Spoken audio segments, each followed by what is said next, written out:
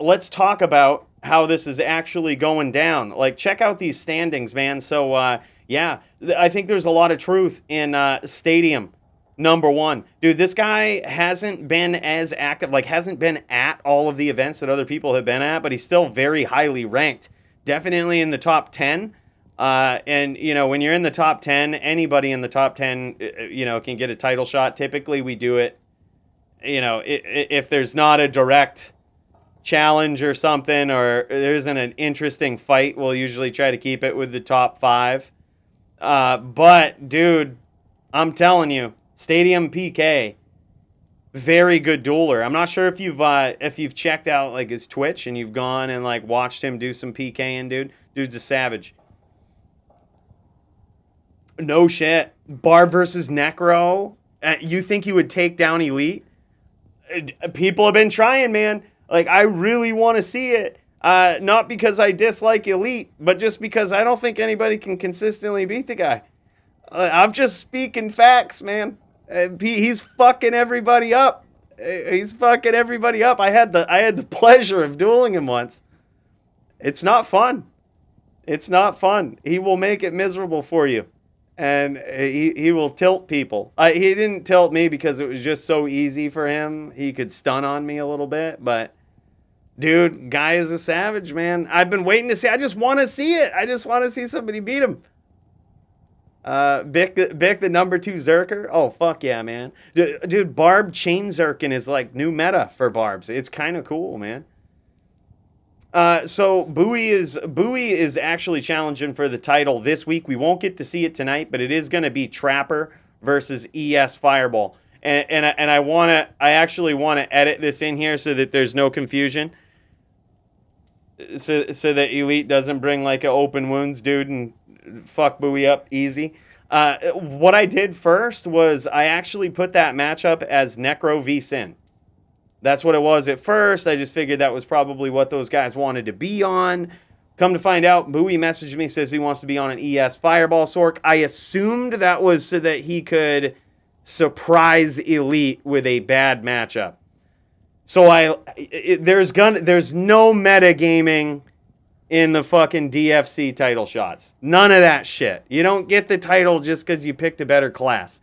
So I start the negotiation process with Elite, see if he's cool with that. Obviously, he's not cool with that.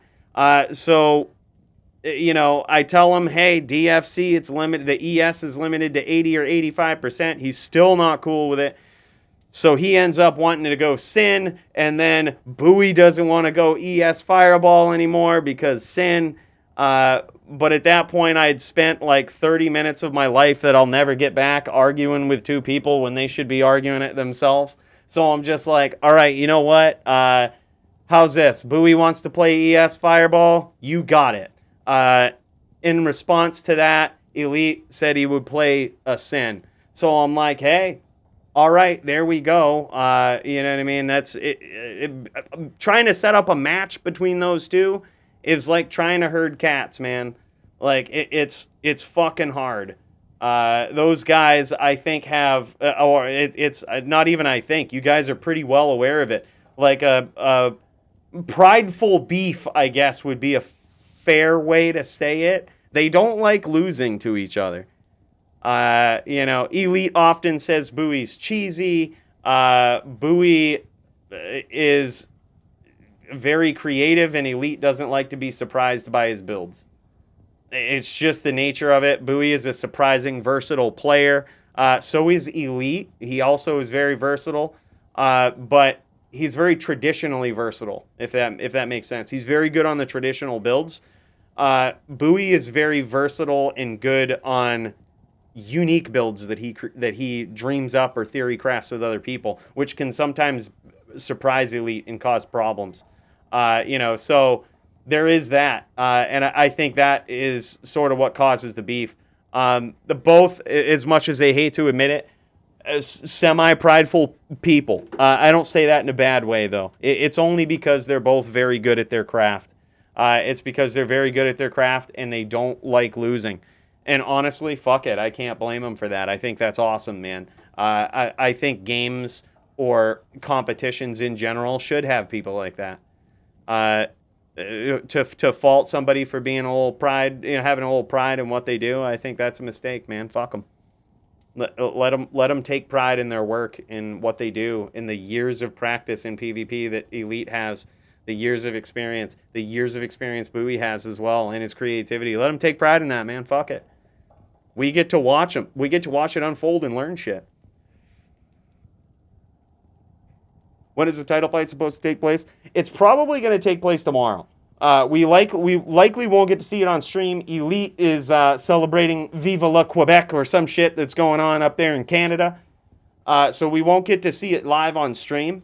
But I definitely hope to dial into it this weekend and to see that go down, because that will be a fun one. That will be a fun one to see. And I'll probably have to be a ref. Like, whenever these two go at it, it's like, I gotta be the John McCarthy, you know what I mean? And be in there making the calls, because these two love to shoot the words at each other. And I just gotta be the ref. So I probably will have to be there. If I can't be there, it'll probably have to be a trustworthy mod, that I could trust to make calls and not be swayed or biased in any way. I hope you guys notice that about me when I call fights in the DFC. I try not to be biased in any way. There's been times where I wanted to see Elite die in his title fight, but I can't make calls based on that. Like, you have to kind of look at it without rose-colored glasses, and you have to be like, is this fair for Elite? Or is this fair for his opponent? You just got to make those calls. Am I always right? Fuck no. But I try my damnedest, boys. 85 ES Fireball has no chance versus a Sin. All right. Let's see. What about a Trapper? I think if you're good on an ES Fireball, you have a chance versus Trapper. But honestly, I don't give a shit. Like, I don't give a shit. Bowie wanted to run ES Fireballer, and I think he wanted me to go in blind, and I'm like, we are not going to do that. I know he wanted to metagame him. I know he wanted to do this. And as much as I wanted to see Elite get beat by an ES Fireball Sork, we can't be having that. We can't, but that's where you have to be unbiased. Like, I would love to see Bowie take the title back with an ES Fireball Sork for once in the DFC. I'd love to see an ES Fireball Sork win, but I can't let it happen by metagaming at the title spot. We can't let it happen. So, in light of that, I'm just like, all right, you pick ES Fireball, Elite picks this. You know what I mean? It's just how it is. Theoretically, I think he has a chance. The Fire Sork actually has a lot of options. Like, now you can actually annoy a Trapper with CT casting Hydras. You can do that. Is that going to win you the duel? No, but it can change how your opponent plays. You can paint the map red with, with your fire, Blaze. You can do that for some added damage, and just make things kind of difficult for the Sin to find a spot to set up. But also, theoretically, you can outrange the Sin. So, it's possible. It's not a good matchup, that's for sure. But, at least there won't be any juck fuckery with open wounds and whirl girls and all of that shit. Yeah. Yep, no doubt. Hey, yo, Lord Jardaboard, my dude. I just want to give you a special toast and a special cheers to you with some rookie numbers. Got to bump those numbers up. Dude, I appreciate you, man. Cheers to you, Lord Jardaboard. Always happy to see you, my dude. Lord Jardaboard last month gifted 100 subs into the community, which is insane. I still am forever indebted to you for that, man. I appreciate that. It's most subs ever gifted on this channel. It meant a lot, man. Meant a lot. It was a lot of toasts, a lot of cheers, because as you guys know, I give a toast for every sub. And a special cheers to Shirley Sirius. What's up, my dude? Did I miss something? Didn't Bowie say ES Fireball versus Max Block Necro earlier? No. I'm sure you would love that. Can you link to today's event? Yeah, 100%, dude. We'll drop it right here. Right there, my dude. Got 10K on Vamp the Champ. CD, good luck. Dude, someone was talking about doing actually doing DFC like Vegas odds, and I so want to see that. Like, I want to see it happen. I wish it was the thing. It'd be really hard to calculate, man. It'd be really hard to calculate, but I think it'd be super cool.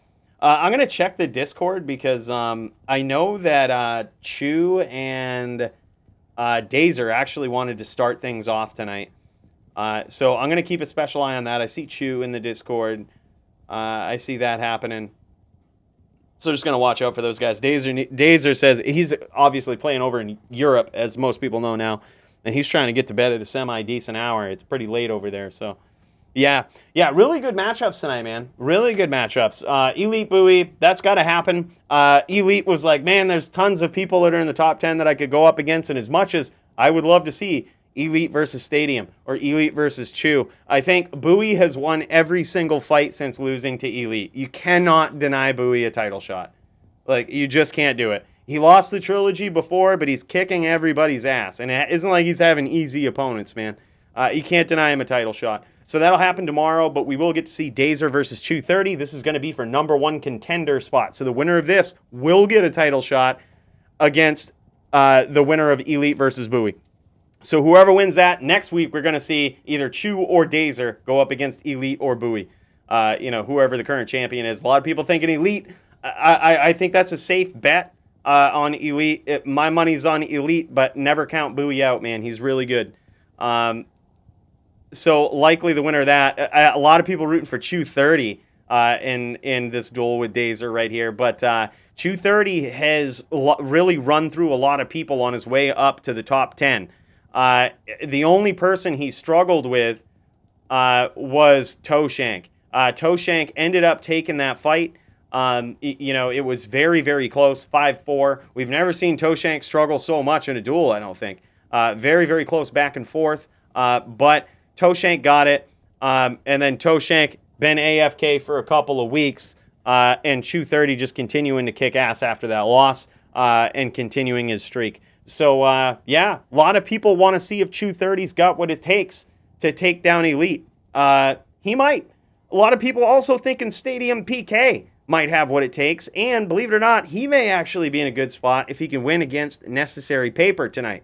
Necessary Paper came out of, I shouldn't say out of nowhere. We've seen this guy continually climb the ladder for the last couple of months, just doing what he does, man, having some very surprising and creative wins, even swapping weapons midfield against players like Maddie and even other people on his VT, or TV, actually. And he's climbed his way to the top of the ranks with a Paladin.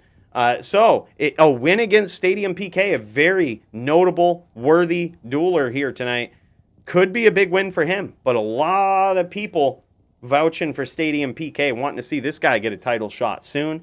And I think a win versus Necessary Paper would put him very close to that. Definitely not next week, because winner of Dazer versus Chew is gonna take that on. But probably the week after. He's probably this win against Paper, and he'll likely take the loser of Elite Bowie next week. And if he wins there, it's an almost certainly a title shot. I think it's just fair. And then we get to see Demented versus Maddie. I'm surprised that these guys are seeing each other here. Maddie has continually worked his way up back into the top 10, as you can see here, synced actually in the top 5, dude. Maddie has been kicking a lot of ass, and he's going up against Demented, who has also been doing really well. Demented typically is on a Druid. He's a very, very good Druid player. Maddie is typically on a Sin. I wouldn't be surprised if we saw those guys use those builds tonight. The Sin has a pretty good matchup against a Druid, but a Druid can do it, especially if you're going up against a pure Trapper, which is what Maddie is. It's more fair that way, as opposed to dealing with a Whirl Girl, and having to deal with that shit too. it would be a very interesting match to see those guys do that. But who knows? I'm just kind of speculating what matchup that's going to be. Who knows? Maddie could just come in with a Barb, could come in with a Necro and do some NVD. We could see that. That's what we're going to see tonight with me versus Matten. Hoping we can connect with my opponent here and see this on stream. We're going to see another Cooley on Necro, opponent on Druid. We're going to see if I can do it 2 weeks in a row. I'm usually giving wins away when I set that up, and that's what I'm trying to do today, but he's going to have to earn it. All right? He's going to have to earn it, and I've got a Necro v Druid win under my belt now. So basically, I'm the best fucking Necro v Druid. Basically. I think that's how the logic works. Cheers to you, Relinquished, and cheers to you, Shirley Serious.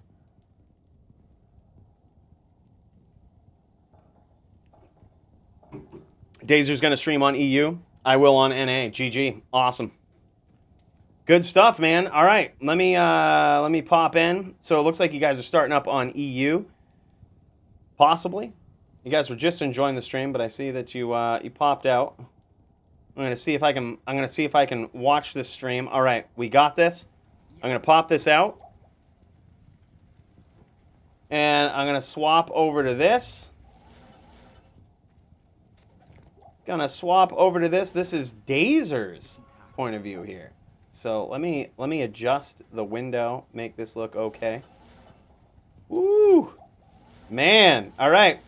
You might hear some stuff going on. This right here, we're watching Dazer's point of view. He's gonna be going up against 230, aka the Luda. And this is a big match. Like I said, guys, this is a big match. This is gonna be winner of this right here is gonna get a title shot next week. Could it be Luda? Could it be Luda with all of his hard work, climbing his way up to the top? We're going to see tonight. We are going to see tonight. He's got a very worthy opponent, and this is actually going to be Sin v Sin. We have seen Luda kick a lot of ass on a Sin, and a win against Dazer, one of the most notorious and successful Sins in the DFC, is not only a fight that's in the wheelhouse is something that we would want to see from Dazer and that he would want to be a part of, but also a win against Dazer here for 230 is going to be a huge win. It's going to be a huge win. His screen just went dark, guys. Don't worry about that. He's probably has it set up with screen share so that if he clicks off of his screen, it goes black. Don't worry about it. It happens every once in a while. But all right, guys. It looks like these guys are about ready to start. They got pools going.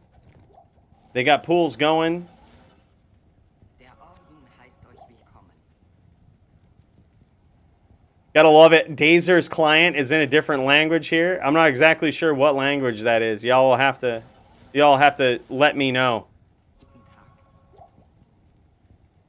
It doesn't the game names and stuff like that. I'm not sure about the items if they're listed in that language, but holy shit. Can you come to our game and pool for us?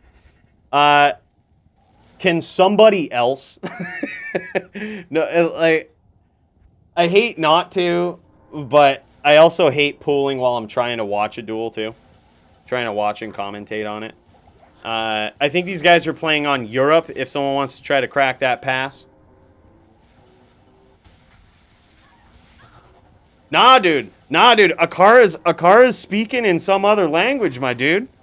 Akara's speaking in a different language. She definitely is.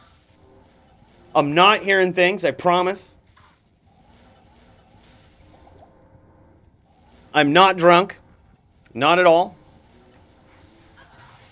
The items might not be listed in a different language, but she is definitely talking in a different language. Ugandan. Is that what it is? By the way, cheers to you, Shirley. Tonight is absinthe night. What is this Sin build? Interesting. Achilles, so Dazer has some very, very unique hybrid Sin builds. He's very often a Whirl Girl, meaning he'll use Chaos, and we'll see some Whirlwind from him. But it looks like these guys are actually just going to do Trap v Trap. I believe is how this is going.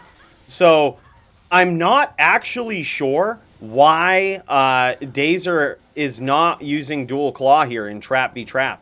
I'm really not sure. I'm just as confused as you are. Because the advantage of using dual claw is that you can actually block those light sentries. You can actually block them. So he doesn't have the ability to block any of these light sentries, which means he's going to have to outmaneuver and outwork his opponent here. I'm not exactly sure what he could be using that would make up for claw block. I really don't know. I'm extremely confused. And I can't wait. If at the end of this duel, I think I definitely want to see this build regardless. Okay, that's right. Yep, T-Gods is great. T-Gods is greater than Claw. Okay, that's actually a very good point. Thanks, Necessary Paper. Okay, so let me explain that for the people that might not know. He's chosen to use T-Gods, which means he cannot be a dual claw sin, because in the rules for the DFC, dual claw sins cannot have any max res. So if you go dual claw, all your res have to be at 75%. They can't be any higher than that. So instead, he's chosen to use T-Gods and give up his dual claw. Okay, that makes sense. That makes sense. So he's probably using dual spirits, I would guess, for the faster hit recovery to give him a better chance of getting out of the Mind Blast lock. Not sure why he wouldn't go with Hodo with the new 2.4 changes, but perhaps someone can enlighten me on that as well. Dragonflight, LOLs. Yes, CC blocks traps. Yep. Yeah, it definitely blocks. Yeah, you can block everything except things that are ground-based. So it can't actually block a molten boulder. Technically, Light Sentry isn't ground-based. It's off the ground. I don't think it... Can it block Meteor, too? If it's either, like, sky-based or ground-based, I think the Claw Block doesn't work. But now they can block Smites, too. Claw Block can block Smite, which I don't really know how I feel about that. Paladins did not need a nerf. Especially VTs, but Claw Block can block Smite now too. So it's looking as though Chew 30 has probably a slight lead here, but this is pretty back and forth, man. CC does block Meteor. Okay, so it is only ground-based. It can block the Meteor, but not the ground-based fire. Thank you. Claw Block could not always block Smite, not in LOD. The animation would go off for the block, but it would not actually block the Smite. That has not always been the case. The animation would go off, but it wouldn't actually block. You would still get hit. Yeah, Smite can be blocked now. Only by the Assassin's dual Claw Block, though. I'm not sure if it can be dodged or avoided or evaded. I wouldn't be surprised, though, because, you know, nerf Paladins. A lot of shit talk about Paladins over the years, so Blizzard really went out of their way to nerf Smite, and now Paladins are useless. The only Paladin right now that's in the top 10 is Necessary Paper. And, you know, every fight, every duel, he has to be super creative and outplay his opponent. That's just how you have to be as a Paladin player, man. That's the reality of it. Your opponent doesn't have to be great, but you do. Dude, Chew 30 is actually in a lot of trouble here. Chew 30 down very, very low, and Dazer trying to finish, man. A lot of people betting on Chew 30 for this, betting on the old Luda, but you can't count Dazer out, man. Dazer is an insane Sin player. One of the most dominant Sin players in the DFC, hands down. Between him and Bowie, these guys are definitely top 2 Sins in DFC. And there it is. Dazer takes round 1, making it 1-0 on the Europe server here. Very nice. I wouldn't doubt that. I think Dazer is very Sin-centric, right? That's his build. He tends to play on a Sin. I don't think I've ever seen him play on anything else. Chew 30 is a very good, well-rounded player that can play on a couple of different builds. We've seen him play on a Barb, on an Assassin. We've seen him play on something else too, I believe. But yeah, very good, well-rounded player. And I honestly think to be a champion in the DFC, you actually do have to be a well-rounded player. You have to be good on multiple classes. And I don't mean just good, I mean seasoned. I mean very, very experienced. T-Gods and D-Flight with open wounds. It's impossible for Chew to win this on EU. Is he using open wounds for this? Interesting. Interesting. D-Flight with the open wounds. Wow. I thought this was Trap v Trap, but is that allowed in Trap v Trap? I have no idea. These guys seem to agree on this. By the way, what's up, Fino? Chew, idiot, you're making me look bad. Yeah, he's playing Kick Trap with open wounds. Okay. Yeah, that would explain this setup then too. At first I thought it might have been Spirit, but yeah, yep, Days are showing off those kicks. Days are showing off those kicks for sure. So he is using, likely taking the open wounds approach with either a Phase Blade or, I would guess a Phase Blade on his main. We saw him with what looked to be a Crystal Sword, which I made me assume it was Spirit in the last duel, but it's very likely a 6-socket Phase Blade with a lot of runes in there. 4 runes and probably 2 Shales. Or even 2 Bear runes. He has Burst of Speed, so he doesn't need the IAS.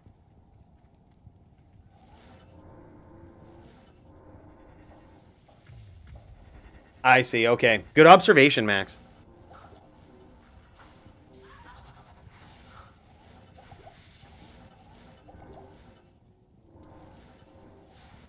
CC Sin has a lot higher damage than Sin with PB. Oh, no doubt. So he's kind of relying on that open wounds. He's trying to, he's trying to get in, get some kicks in. Probably has that T-Gods up. Definitely has Spirit Monarch to make up for the cast that he loses from giving up Iraq. Oh, look at that. He gets some licks in with the kicks. But hard to tell if those were blocked or if Chew 30 is cut open here. Looks like they were all blocked. No damage from Dazer.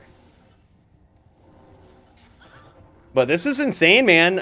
Like I said, I think Dazer shouldn't be underestimated.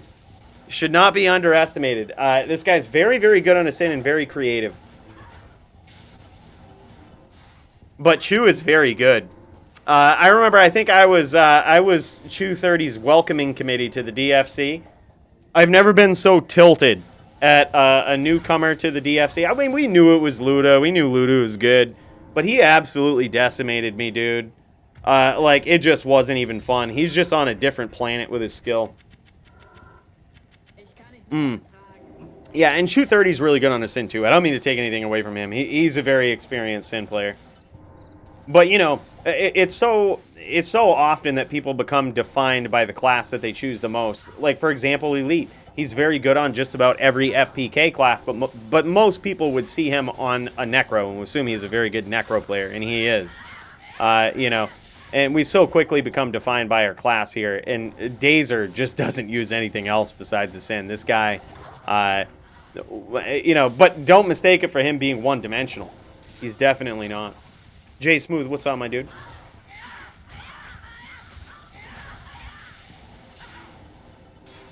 Chew 2 aggro, going to be open wounded apart. Yeah, it's very true. Very true.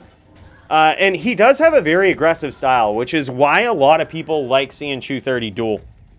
He has a very aggressive style. He'll be up in your face.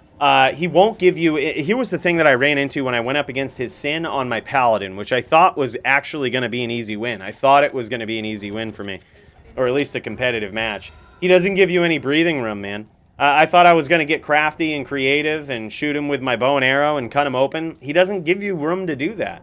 And if you retreat, he'll chase you. And he'll do the things you don't want him to do at the times you don't want him to do them.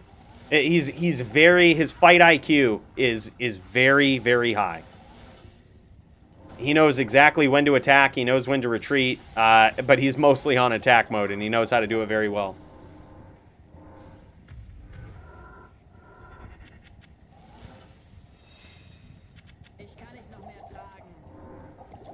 So, did anybody hear the Sin voice there too? That was in some German shit too. I don't even know what it was, but I'm not going crazy, I promise you.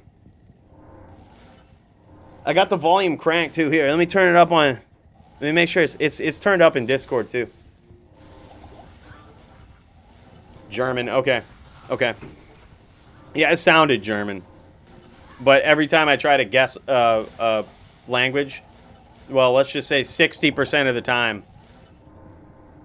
it works every time. I'm wrong quite a bit, though.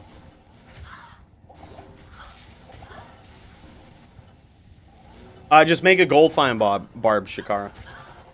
Just make a gold fine barb. Easy.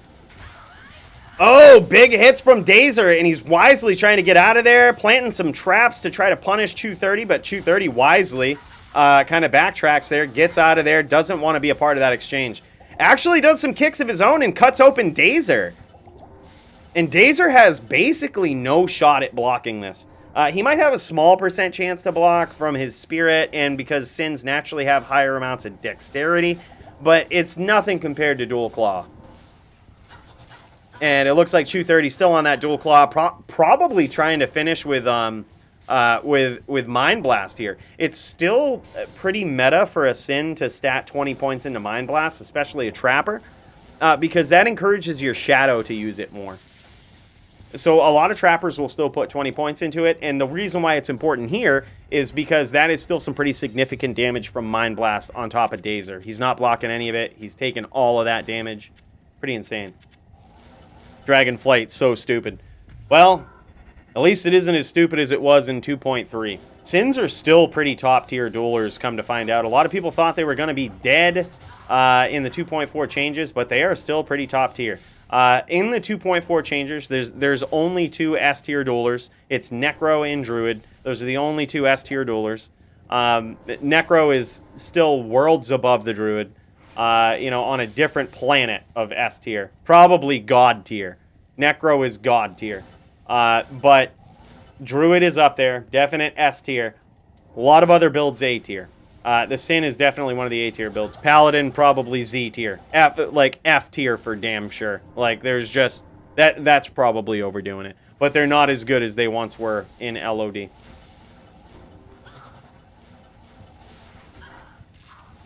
She is pretty strong now after trying a bunch of stuff. Max, I can't wait, man. I hope you join up on the DFC again with these Creative Sin builds, because that was literally one of the highlights of my week, is seeing those Creative Sin builds that always tilt me fucking sideways when I see them in pub games. Both of these players are Mind Blast PK, which you would figure can only favor Chew 30. Chew 30, if he chooses to get a little bit aggressive here, might be able to finish with Mind Blast.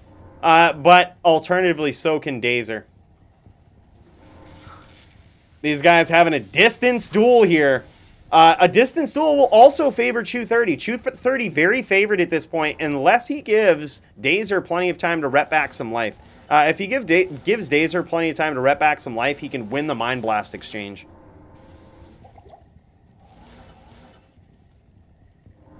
Who knows? That's a good question. Oh, no doubt. No doubt, CTA repping. No doubt. When you're Mind Blast PK, and there it is, man. There it is. Dazer gets there in this long-range distance duel. Wow. 2-0 so far for Dazer. I'm going to give Chew my 4-duel Monarch of Regeneration. Would be pretty good in this duel. Would be very good, actually. Yeah, clutched it.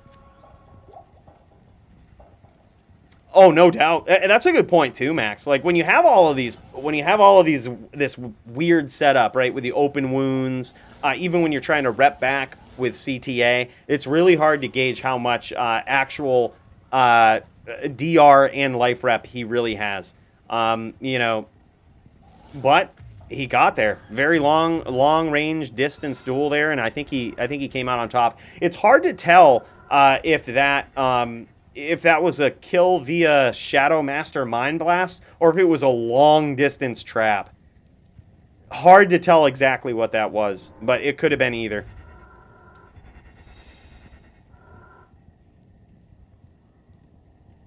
Yeah, it's definitely not strong, that's for sure. He was repping back on CTA side there, and didn't really...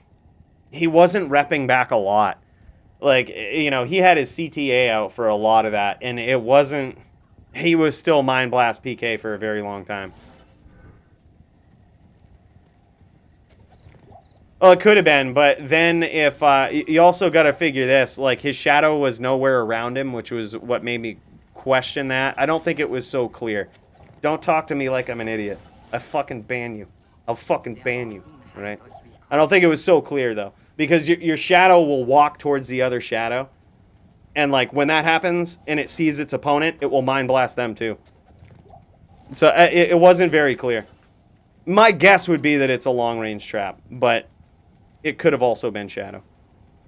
I would have loved to see that from 230's angle.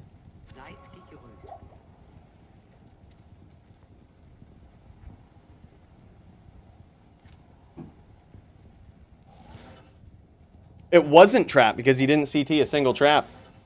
Yeah, take that, H4, R9. Take that. Clearly. All right? It was clearly Mind Blast. No, okay, if he didn't CT, then yeah. That's what made me think it might have been Mind Blast. I don't remember him CTing, but then traps work so weird, though. Like, whenever a trap goes off, like, the Lightning Sentry goes for so long. Like, it literally travels screens away. By the way, what's up, Middles? Currently, the score is 2-0 on the European server in favor of Dazer. Chu was over wall. Word. Yeah. That's crazy. Yeah, you can get hit by invisible light sense too. That's so crazy. It's so crazy. Sin has like some very weird long range tricks, man. Like they're so much better than the CT casting of traps. Like a lot of people think that that's where their range ends, but there's a lot of weird scenarios that can just make their range be incredible. And you know that we might have seen one there, even especially if your opponent is so low on life. Like, you know, with your Shadow Master Mind Blast and shit.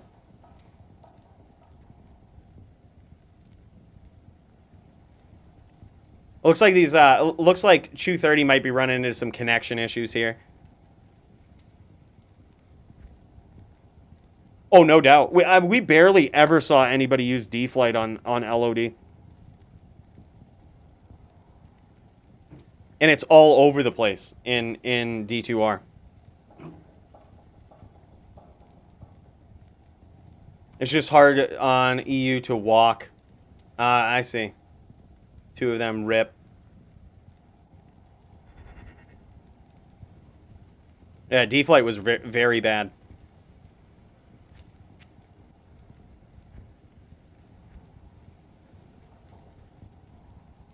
Want Le Shield? Oh, man. Talking about that 4 Dole Shield of Regeneration. That's a very meta item here. Very meta.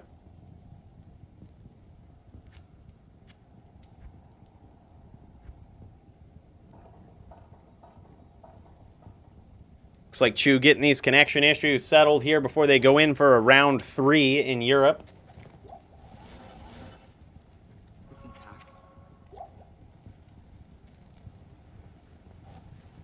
Yeah, FT3 on each, yep. So if Dazer wins this round, making it 3-0 on Europe, they'll go over to the North American server. There, Dazer will create the game, and Chu 30 will join it. And then they will do another FT3. If it goes to 3-0 on North America, well, then shit gets awkward. Then it's technically a draw, and we have to decide what to do. I just hope every week that doesn't happen. If it happens in a title match, then the fight's over and the champ remains the champ. There's no sudden deaths or any coin flips or anything like that. If you want to be the champ, you got to beat the champ. So if that ever happens in a championship bout, it's just the champion retains the title. Which also gives a significant benefit to the champion. You know, because all they have to do is just go 3-0 on their server. Which, so in future championship matches, we're going to start on the opponent's server. Because we did notice that in the last time that Dazer went up for the title. So if Dazer goes up for the title again next week, if he wins this duel, goes up for the title next week against Elite, then he will start on the European server. Both players will start on Europe. Yeah, that's what a lot of people say too. When it comes down, a lot of people try to figure out what's better with Wisp and plus 80% or T-Gods. T-Gods is just always better. It's such a good form of Absorb. And the reason that's the case is because it has integer lightning Absorb in addition to giving you, the 85%. So it kind of skirts around most rule sets a little bit, and it is an extremely favorable thing. By the way, this is extremely late cheers, but I want to say a special cheers to Shirley Sirius and a cheers to Soul. And an extremely late say something to me. Extremely late for that. But I just want to say, Shirley Sirius, I'm so glad that you're here, man. I'm so glad to always have you, helping me when I'm dealing with shit like setting up duels between two absolutely savage players and stressing myself out with this. It's good to know that you got my back in other ways, dude. I appreciate you. We haven't seen Shirley Sirius in the DFC in many, many months at this point. But this guy actually had a phenomenal start early on, too, in 2.3. Very, very cool. I hope to see you once again in the DFC, Shirley, because I enjoy seeing you duel.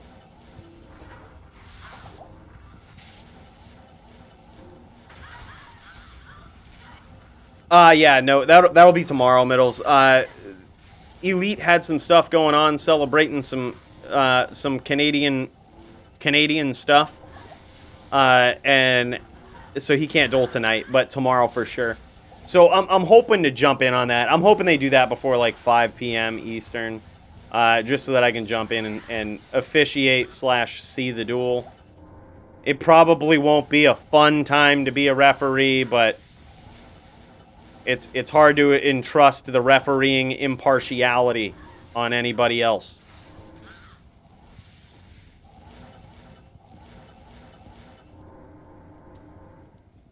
Ah, yeah. We don't see him doing a lot of CT casting. Doesn't need to aim or win with skill.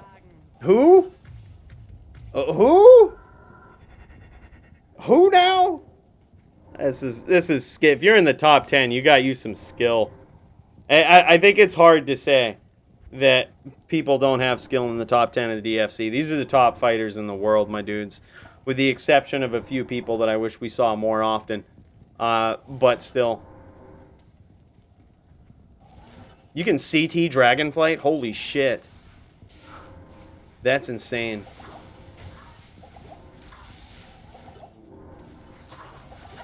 Yeah. Yeah, I honestly underrated Sin when 2.4 dropped. I thought they were going to suck, but they don't. They still at the top, man. Necro is still God tier, but Sins are still insanely good. Nice attempted chain there by Dazer. Dazer would really love to finish this round or this part of the duel 3-0. Because that means he only has to win one round on America to win the entire bout. Hybrid beats everything except Necro. And maybe Smite. I could agree with that. I could agree. A straight Trapper will struggle against a Druid, but when you can mix it up with Whirlwinds as well, shit gets weird.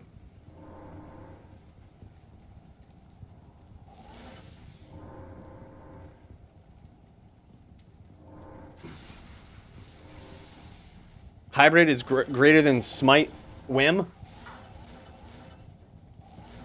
Yeah, what do you mean? I think a straight Trapper beats a Smiter. Like, a straight Trapper beats a Smiter. Maddie would always kick my ass on my VT. Not to say that I'm a great VT or anything. But, like, it was always so demoralizing. You had to be extremely good on the VT to catch this in. So I can imagine if you mix it up with a hybrid, too. You just... Like, you don't even need to Whirlwind a lot of times. You don't even need the hybrid approach. Yeah, Smite sucks in 2.4, 100%. Like, the fact that it can't hit CT or I'm sorry, a dual claw sin, that they can block smite is just very odd. It's just very odd. I'm not sure why that change was necessary. And if it is also the case where smites can be dodged and avoided, it's just, come on. Like, those were, like, the only matches that Smiters, like, only top S tier builds from the previous patch that Smiters had a shot against. And now, forget it. That's true. It does apply the swirls. But some would argue that the Smite FOH Stomp combo is dead. Some would argue that. I would argue that it's dead only because there's about a handful of people on BattleNet that can actually pull off that combo.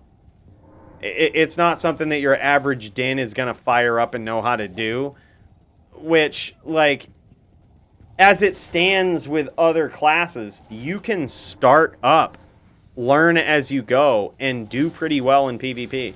With a Paladin, you need to know how to do that stuff, which is at the absolute top tier of dueling to be good. So, like, that kills a lot of Paladins in my book. A lot of potential Paladin players.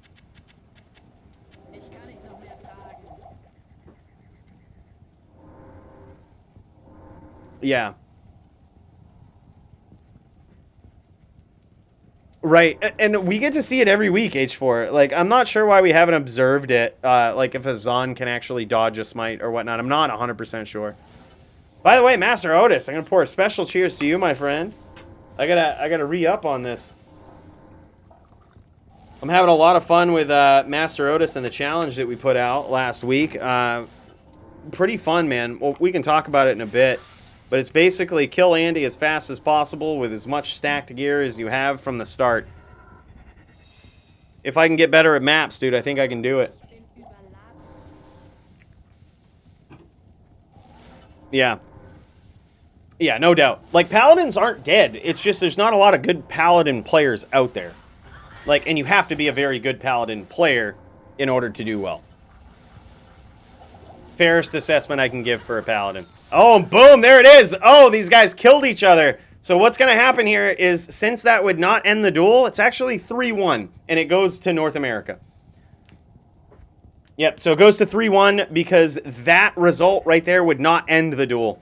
So according to DFC rules, that's a 3-1, and it goes to North America.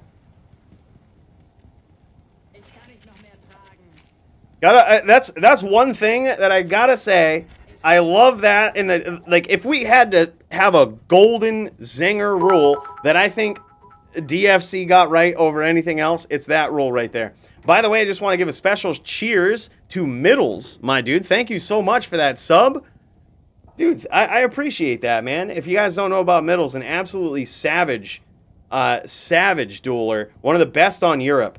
That's for damn sure. And if you haven't checked him out, I would highly suggest going, following him on Twitch to see some insane PvP. Cheers to you, my dude. I'm gonna wait for Chew30 to start streaming on this end, and then we'll pop over to this stream. But for right now, let's check out this card and see how this is doing.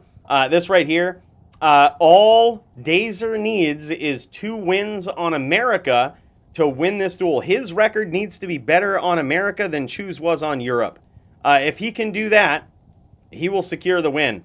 If it's tied, or if Chew30 gives a 3-0 here on America, he very decisively wins the duel. But that's what he's going to be looking for. That's what he's going to need. And if he does, Chew30 will go up against the winner of Elite versus Bowie next week for the title. But if Dazer gets two wins, he will be the one that goes to challenge for the title, which will be very, very interesting. Very nice match. Bowie actually coming off a win versus Dazer very recently, I believe last week. So that's what put Bowie in title contention spot. I mean, as you can see, Dazer, a very savage dueler, took that 3-1 on the European server, and Bowie beat him pretty decisively last week. So if anybody was wondering why Bowie gets the title shot again, it's because he just kicks a lot of ass, man. A guy hasn't lost a duel since losing to Elite. That's what I'm hoping for too, Master Otis. I'm actually hoping to do a sub 10. I probably won't make a video until I sub 10 it. But I'm going to have to get good at maps. Message in mod chat. Hold on. Checking now. Checking message in mod chat.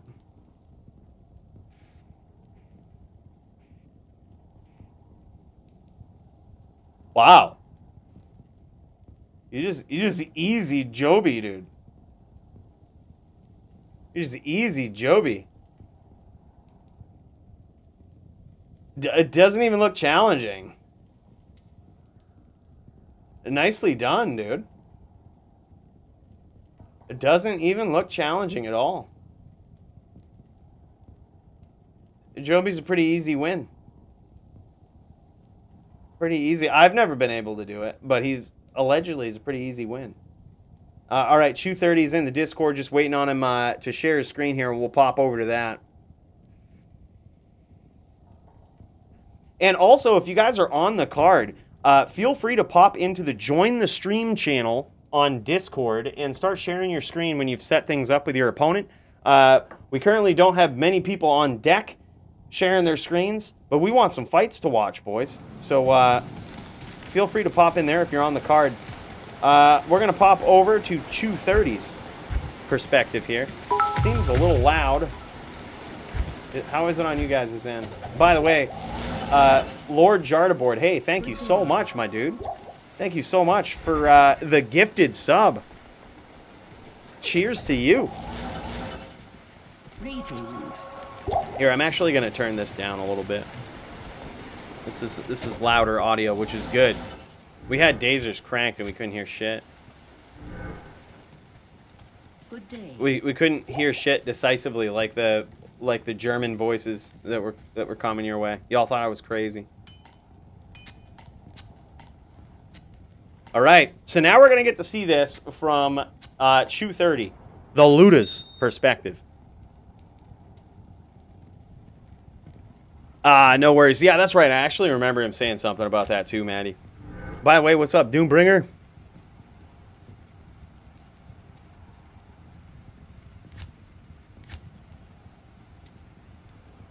I'm hoping we can actually hear from Matten and do our duel on stream here. Let me try to message him. I'll try to tag him in the. I'll try to tag him in DFC duels. DFC duels. Holy shit! There's a lot of messages here. At Matten. Hey, you around? Welcomes you. Hoping to do our duel on stream tonight. NVD.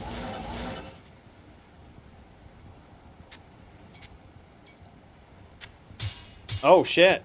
I just got slapped with a dead fish. Thanks, Shirley Serious. Greetings. All right. Chew30's got his work cut out for him. He needs a 3-0 here. He needs a decisive 3-0.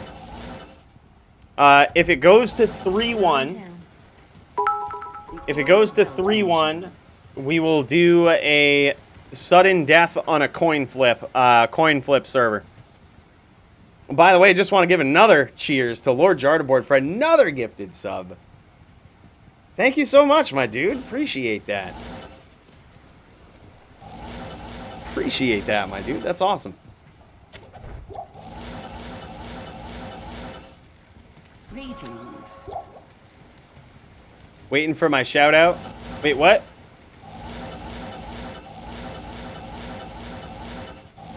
FP? Good day. Yeah, I already gave it the say something to me. I already did that. Yeah, we did that, bro. What, did you miss it? Damn it, you missed it. I mean, I gave you a lot of accolades for your start in the DFC. I said, I hope we get to see you in the DFC again, and if we do, you'll probably be dueling me.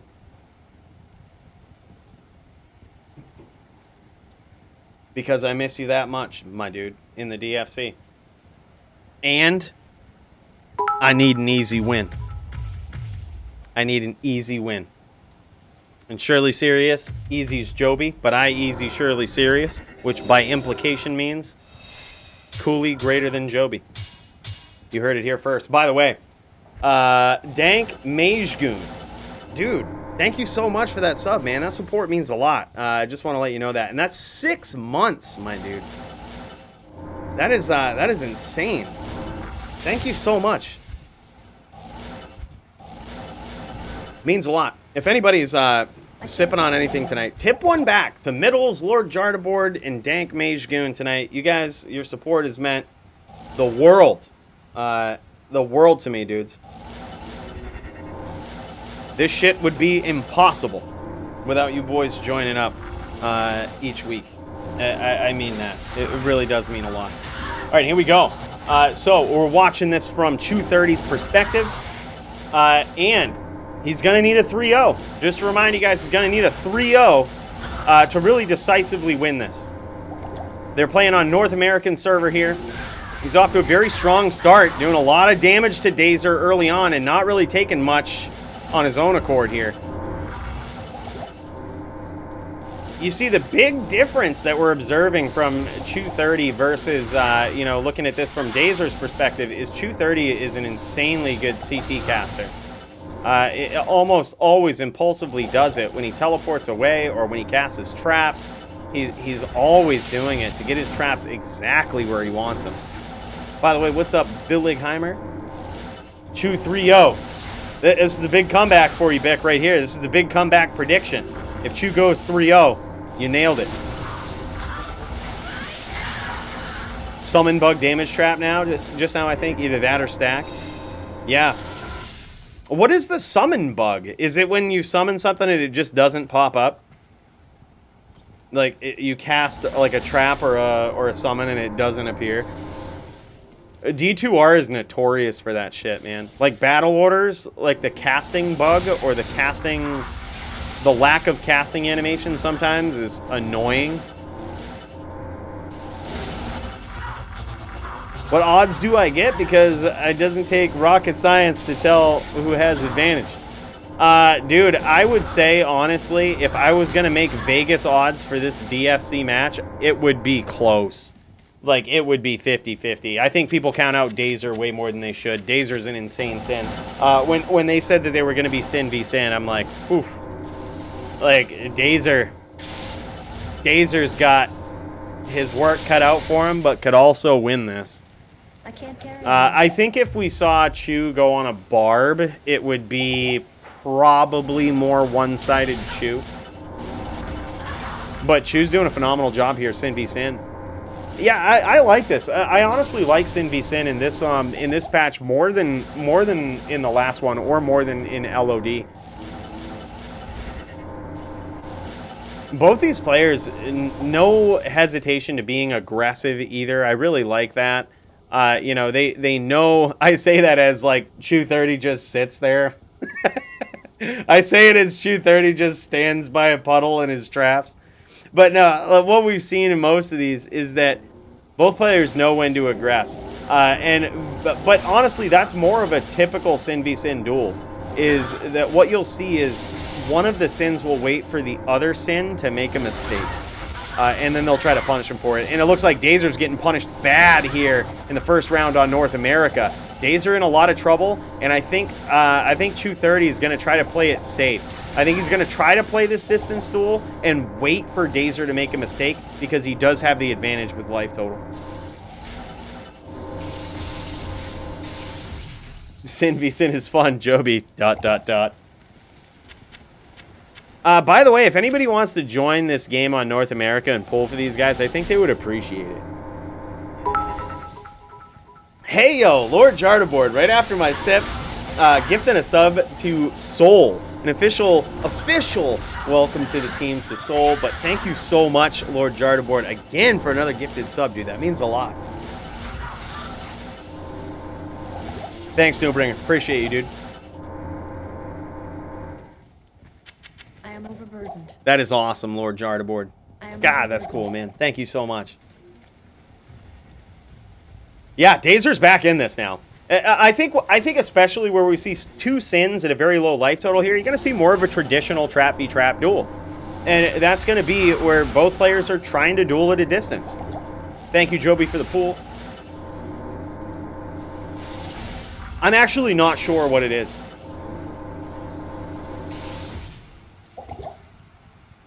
But it looks like Joby's in there though, Doombringer. I think Joby's in there now pooling. Thank you so much, Joby.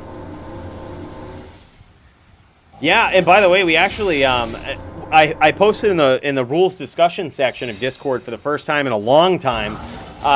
And I'm not gonna lie, I'm pretty transparent with my reasons and decisions as to why I ask about certain things, and I'll tell you why. It's because of the Necro and specifically Elite's dominant performance on the Necro and his typical style. You know, we asked about life rep, and you guys know me, I like roundabout ways to deal with problems. You know, a lot of times with life rep being a problem, with people RTFing or repping to full, you know, people would think, oh, you should just cap life rep. That's easier said than done. Because with the two most common items, you know, some of the most common items in PvP, such as Verdungos and Hodo, you at least have 30 life rep there. So it's already capped at 40, which really isn't that bad. You can't really go much less than that. But a lot of times people have a problem with players like Elite. This is a lot of times when he catches a lot of static for repping to full. And, you know, sometimes you can do it. It's what you have to do in the duel. But it's not always, you know, so easily accepted by people watching it. And sometimes not even fun to watch, not going to lie. So we've discussed some very roundabout ways to deal with the RTF problem. In an ideal world, you know, I think the rule would be this. In an ideal world, if you rep to full, like, if you rep more than 50% of your life, you can no longer use mana pots, but enforcing that is nearly impossible. You know what I mean? Like, first of all, you have to keep really good tabs on what the opponent has repped back for life, but, like, also, then what? Like, you have to watch their screen the entire time to make sure that they don't use mana pots. It's just so hard to enforce. Ideally, I think if people could respect it, that would be a pretty good rule, you know, but I think it does come down to, in some way, limiting the mana pool as a roundabout way to deal with life rep. Like, for example, you know, after a certain point, oh my god, dude. Oh my god, Dazer just took it. Dazer just took round one. That's insane. And now Chu getting a little tilted here. Getting a little tilted. This is big for Dazer. That's a big win. Dazer only needs one more round, and that's a decisive victory for him. I can't carry anymore. Yeah, Shadow's super dangerous when both are low. Can take trap aggro. Yeah. It's like he's asking for the aggro, and I think that's because he does have the advantage, I think, if Dazer aggroes him. Basically, the Sin v Sin matchup, you don't typically want to aggro unless it's extremely opportunistic. Unless you catch your opponent not having many traps up, which is extremely rare. If you catch them not having many traps up, then you can aggro them. But even if that was the case, and even in that rare scenario, you might get some licks in, but your opponent will likely set up 2 or 3 traps right away in their you know, immediate vicinity, and then you'll have to back off. It's just how it is. So usually what you'll see is these distance duels. We're no stranger to this. This is honestly what we expect in this type of duel. All right, and here we go, round 2. Dazer hoping to take this. Cheers to you, Shirley Serious.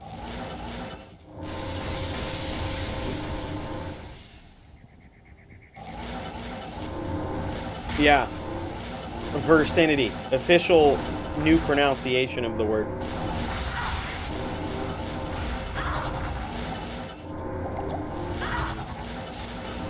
Chu 30. Off to a good start, but we saw this last time too. Okay, so what we're seeing from Chu 30 here is he is trying to engage in this typical trap v trap duel here, where he's trying to catch his opponent off guard and catch him when he's making a mistake. I think Dazer has activated the absolute maximum of what 230 can do here. If Dazer wins this round, it is not only a victory, but a decisive one. Because this is on North America, and oh my god, Dazer is in trouble! Big hits! And Dazer turns the corner, happy to engage in a kick battle, but it does not go his way, and 230 takes him down here in round 2, making it 1-1 on North America. Yeah, I think Dazer was actually happy to engage in that kick battle at close range, which it was paying off for him. And I think most other Sin players would have backed off there, but not 230. He actually just teleported away, re-engaged. That was very, very cool.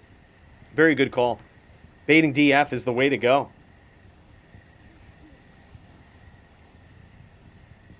That sounds like a good strategy, Joby. Just like try to bait their DF into 5 traps. Oh my god. Sin v Sin is so like high level, man. It's so high level.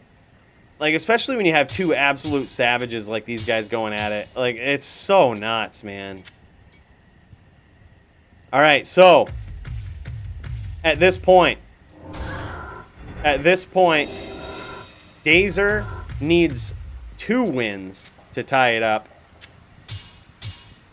230, or no, I'm sorry, Dazer needs 1 win. 230 needs 2. And if 230 gets 2, it's tied. And we'll have to go to some sort of sudden death to determine who's going up against the champion next week.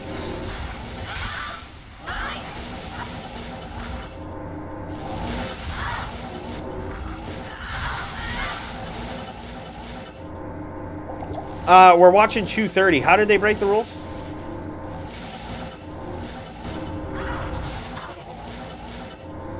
How did they break it?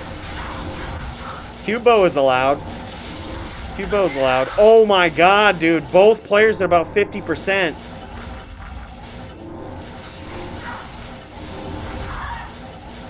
Both players at 50%, going back and forth. Dazer in a lot of trouble. But 230 cut open and he decides to back off.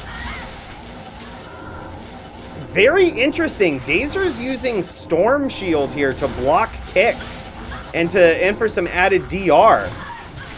Oh my god, and there it is. It's down to 1 win for both players.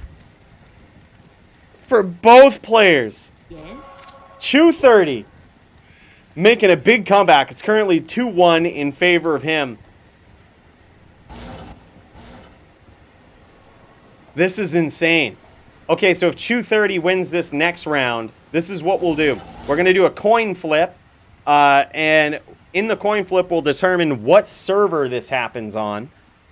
And regular rules will apply. We'll do a sudden death round on whatever server the coin decides. If 230 wins this round. If Dazer wins, it's over.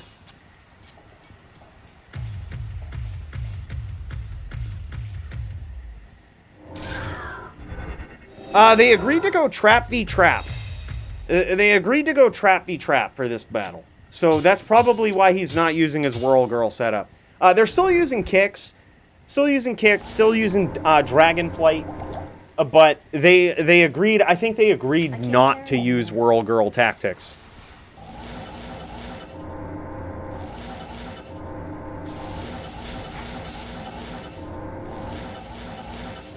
Why not coin flip and not alternate servers? Just because otherwise, like, it could go back and forth indefinitely. So if it's not a title match, it'll be decided by coin flip. The server is decided by coin flip.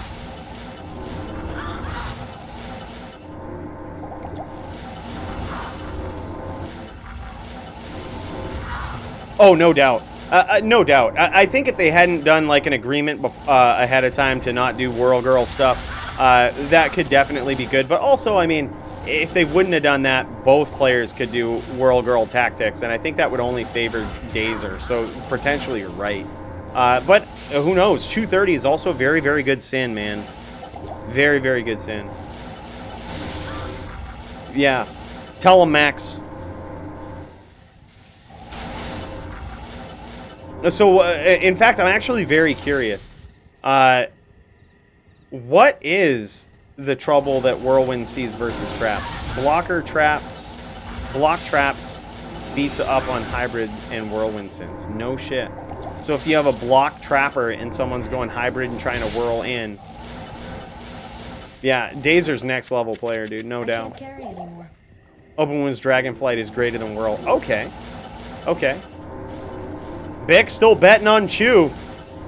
Yeah, Chew is insane, man.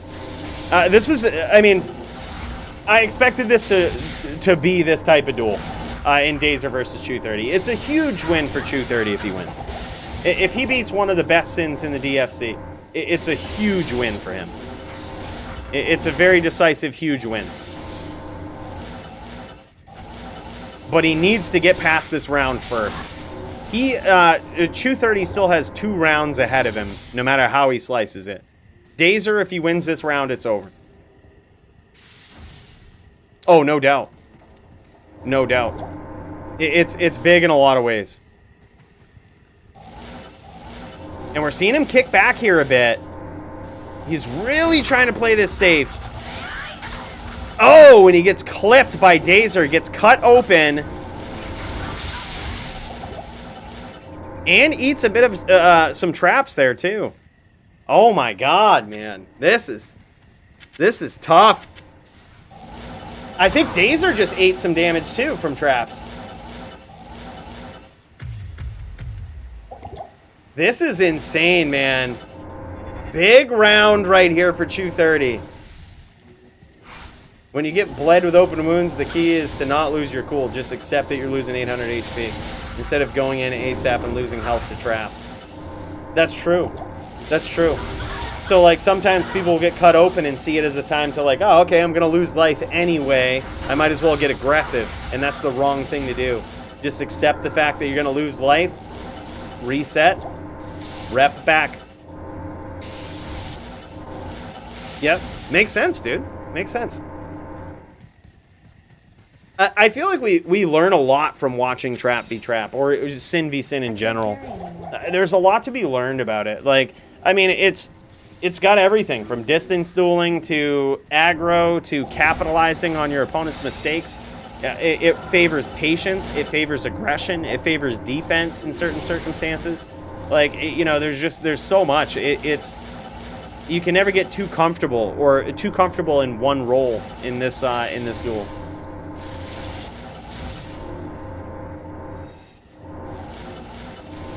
Everything in PvP hurts more than open wounds in one hit.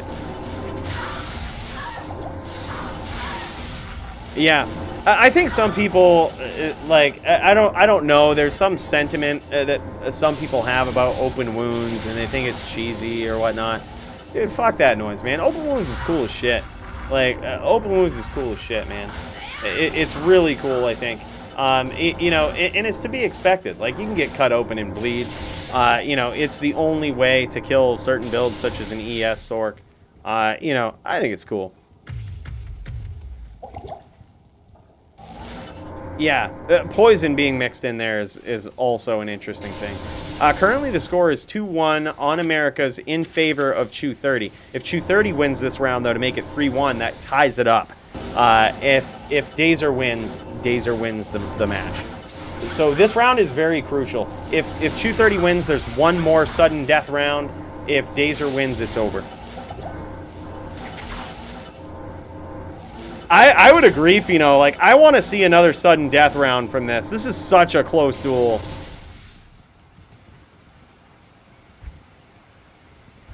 Too exciting, yeah. Yeah, and Luda says, Luda, aka Chew 30, says, I got 200 life, bro. Chase me. Some strategic shit talk here. Some CT trap cast in there from Chew 30. Might have actually connected. It was in a very good spot versus Dazer there. And he's trying to punish Dazer for coming in, trying to capitalize on some aggression. And it looks like he has succeeded in the strategic shit talk of changing Dazer's fight patterns here. That's why not all shit talk is bad, boys. It can be strategic.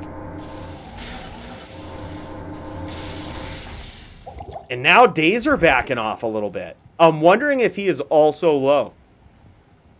Bait, D-flight, 100%. Oh, Dazer coming in.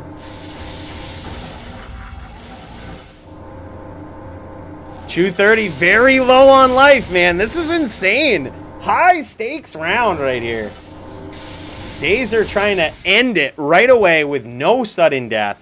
Because if he does get the sudden death and it ends up being on North America's server, he still has a chance, but it's up in the air. And 230 has definitely done better so far on the North American server. And there it is. Dazer wins. GG's. We don't get to see another round, unfortunately, but Dazer solidifies himself a title shot next week against the winner of Bowie and Elite. Damn, yeah, I know. I so wanted to see another round of that. That was insane, man. That was insane. Oh, God, man. Good duel. Good duel on behalf of both players. I gotta say, that actually speaks very loudly for Chew 30, though, because Dazer is a savage sin, man. I think Chew 30 showed in this duel that he belongs in the same discussions as these guys, as Bowie and as Dazer in the DFC.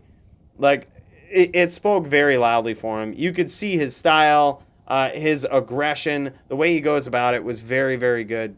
I wouldn't take that loss as like absolutely devastating. Would have been really nice to see Chew 30 get a title shot, but Dazer also very deserving of it, man.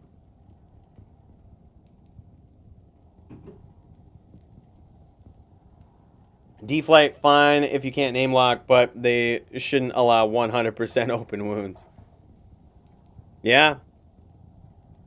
It's interesting. It's interesting. Open wounds is a thing, man. Open wounds is a thing. You know, it's a pain in the ass, but it's definitely a thing. And here's the challenging thing about not allowing 100% open wounds, right? Is in traditional like LOD trap v trap, we saw some very, very long duels. Trap v trap in LOD was probably one of the least exciting type of duels to watch, because we would see people go back and forth and duel at a distance, and it would just take forever, man.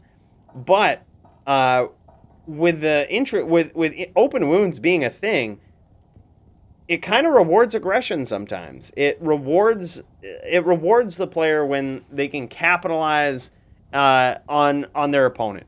Like Max says, I think there are solutions. Sometimes you can bait Dragonflight into 5 traps and really punish your opponent for even trying it. But in my experience, duels are a lot faster when open wounds is allowed to its fullest. And, you know, as much as I would love to watch a 3-hour trap v trap duel, I also love seeing them end quickly. And honestly, I think that was a pretty exciting duel, man. I wouldn't take that one to heart too much, Chew 30, because that was a pretty dominant performance, my dude. Chew 30's only losses so far in the DFC have been very, very close matches.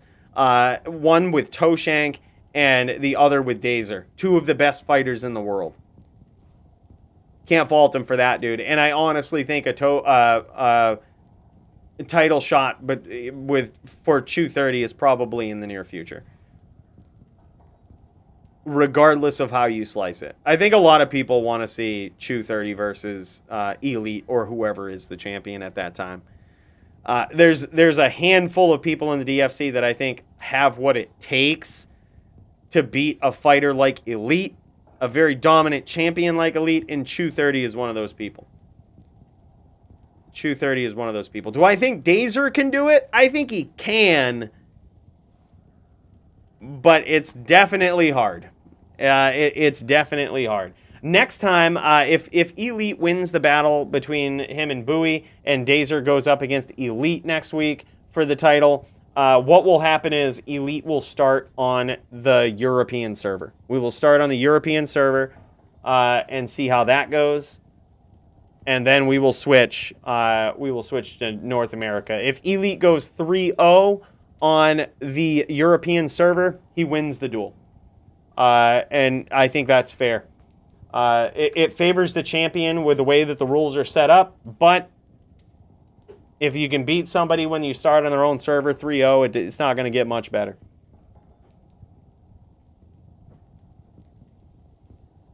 I appreciate you, Chewith30. Thank you so much, man. It was a pleasure watching you duel. Absolutely love it, man. He says, GG's, Dazer. Yeah. GG's, my dude. Very, very fun. I think we will see. Like I said, I wouldn't... Don't forget about Chew30, because I honestly think all it's going to take for this guy is another dominant win against a very good player, and he could very well see himself in title contention for sure. And by the way, cheers to you, Middles, an official gifted sub to Fino. Dude, thank you so much, Middles. I appreciate that, my dude. Thank you so much. Cheers to you. All right, let's check this Discord. Do we have anybody? We have anybody dueling? I don't see anybody ready to go. I don't see anybody. I want to see some Stadium PK, the versus Paper. Have we heard anything about that? Paper, is Stadium PK around? I would love to see that, dude. That would be insane. That's also I have this at the top of the card. I usually try to do this for like the first couple, 2 or 3 fights to signify ones that are extremely important. Obviously, the title fight is always extremely important. But then, of course, we have Stadium PK and Necessary Paper. If Stadium PK wins this, he sets himself up for a solid title shot. This is what it will take. I can promise you this is how it's going to be next week. Stadium PK, if he wins versus Necessary Paper, or the winner of Necessary Paper versus Stadium PK, will go up against Chew30. And the winner of that will get a title shot. So, if it's Stadium versus Chew, that's 2 of the most insane duelers we've seen in the DFC in a very long time, competing for the next title shot. If it's Necessary Paper, he definitely deserves it. Going up against some of the most notorious people in the game and absolutely flooring them, dude. So whoever wins that, it's going to be super fun. Dana White's never makes fights the night of the fight, Cooley. That's true. It's true. I'm just thinking the fight isn't made. I'm just saying this is how it will go. Like the winner of Stadium Necessary Paper this week will likely be in contention for the title. Next week it's obviously going to be Dazer versus the champ. But I would say next week also Chew30 versus Stadium or Necessary Paper could set themselves up for the next title shot. That's just how I see it going in my mind. That's why I really want to see Stadium versus Necessary Paper tonight. Like that would be the most insane fight we could see next. Where's Stadium at? Let's message him. We got to see this. We got to see this. Stadium's like hit or miss sometimes. No, not him. Stadium. Hey, man, you around? Would love to see you duel Necessary Paper on stream. Winner of this versus Chew30 next week for title contention status.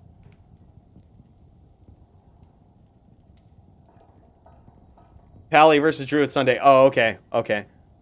I was ready to go. He's out for work travels. Okay, my bad. My bad. All right. I'm going to message him. Never mind. Never mind. I heard about your work travels. All right, sick. Yeah, y'all got to keep me posted with that. Haven't heard. Let me check and see if I've heard back from Matten yet. I haven't heard from Matten. Boys, we might just have to sharpen up my skills and kick some people's asses here. Because we can't have a Friday night where I don't either get my ass kicked or have a celebratory win against somebody. It doesn't happen often. but it could. Also, we have Blue Stalker, a.k.a. Zale, versus Riz. I do see Zale in the Discord. Are you guys ready to go? That would be sick to see as well. Can kick someone's ass for you, bud. Oh, fuck yeah, Bick. Bick, we need us some Bick in these DFC fight cards, man. We need us some Bick. Yes. Yes, it definitely counts. I mean, it won't count on your DFC record, but it will definitely count for an ass whooping. Sick. Can't wait to see it, Bick. Dude, there is a handful of duelers that I just want to see more of in the DFC, and Bick, you are one of them, dude. Like, when I talk about the top fighters in the DFC, right? We have a top 10 right now, which is good. But I think there's a few of them, a few people, for whatever reason, we don't see a lot of them. Either they can't make it, they don't like something about the rules or whatnot. Either way, there's a handful of them. And you were one of them, my friend. You were one of them. I think Bick very highly underrated too. If you guys don't know about Bick, Bick is a fucking savage too. We need to see more of this dude. Bick 2 noob. Bick easy win. Maybe I'll welcome Bick to the DFC next week. Y'all see how easy win it is. GB Titan versus Bick. I think that's what's going to have to happen now. GB Titan, get up in this bitch. Get up in this bitch. That's what we need to see next. Talk about calling fights, making dream fights. Let's fucking go. Dude, if you guys want to duel now, I'll fucking make this DFC official. I'll put you on this card right now if you want to make that happen. We'll make it first official fight. I will do that.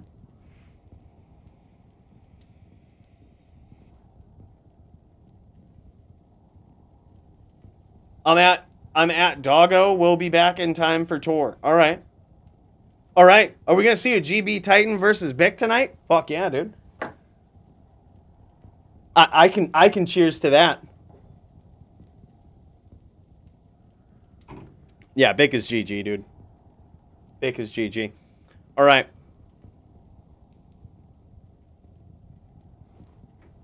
All right. I got to find my character. By the way, I just want to point this out. This girl right here that you're seeing, I don't want to say this too loud, but I'm not going to log into her until ladder has reset. And here's why. I don't want Blizzard to know this shit, but I'm on to them. I'm on to them. This girl is non-ladder, and she has a plague claw that she's wearing. She's wearing it. And you can clearly see her plague claw right here. You can see her currently holding it. Which means that whatever algorithm Blizzard set up to delete the ladder-only items on non-ladder only activates if you go into the character. So as soon as you load the character, it will trash the item. It will poof it.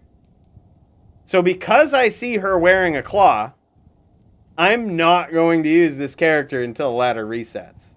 Because then they will be forced to give up whatever code that is.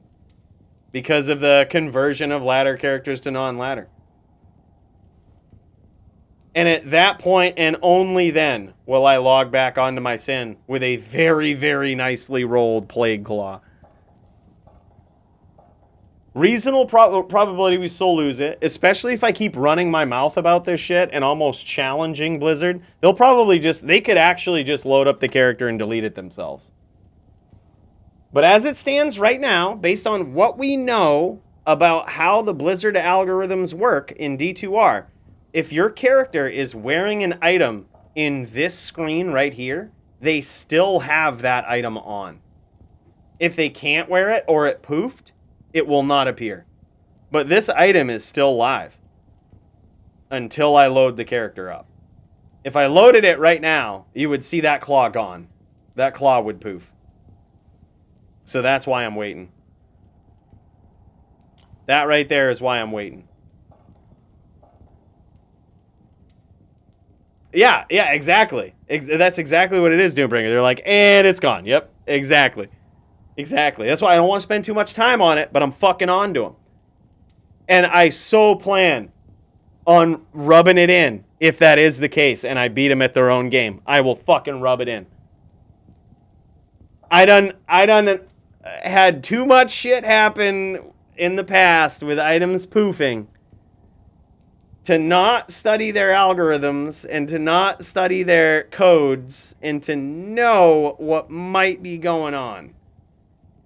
We will rub it in like salt in a wound, if I'm right about it. But I think I'm going to keep that item that I made. And I don't want to make a video about it, like telling people what to do, because then they'll obviously go in and delete it. Like, they'll obviously be like, they have always been like, fuck Cooley and everything he does. So I'm hoping to get the last laugh on this one and be like, fuck you, Blizzard. Fuck you. But we'll see. Maybe somebody from Blizzard's watching this, and in which case, just kidding. Don't delete my claw, please. By the way, cheers to you, Necessary Paper. If account owner equals Cooley, delete Plague. Yeah, exactly. Exactly. They'll add an extra line of code on ladder specifically for Cooley. Oh, no doubt. Dude, I'm actually kind of scared, though. Someone donoed 3 accounts worth of shit today. Here's what worries me. Is I tried to install D2R on like a computer that I never use to log into the accounts and look, and there's a reason I do that. The reason I do that is because I know from past experience with Blizzard, I know how they ban accounts if people have been botting. And in the rare event that this guy's been botting and has donoed his account, I don't want to log on an account that I use, on like a computer that I use frequently, and check his accounts, because that can actually get you banned. Do you have an appeal for it? Yeah. But like, I don't even want to run it. You know what I mean? Well, needless to say, the computer couldn't run D2R smoothly. It was an older computer. I couldn't run D2R smoothly. So I was like, whatever. We'll check it out on a computer that I've logged into my own accounts with before. We'll see how it goes. At first, it looked okay. But like, after checking like the 10th or 11th character, I'm like, shit. This might be botted. There's a small chance. Or this guy keeps like the weirdest shit that like looks like it might be good but is not good. It keeps all of the set items he ever finds. I'm like, this very well could be a botted account that's like shopping for or getting items for these item shop websites. Yeah, just insane.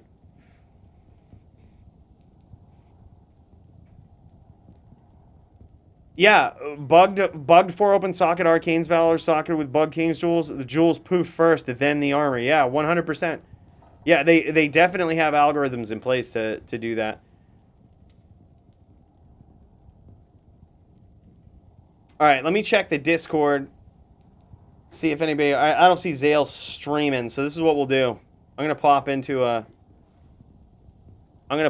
pub game with this dude.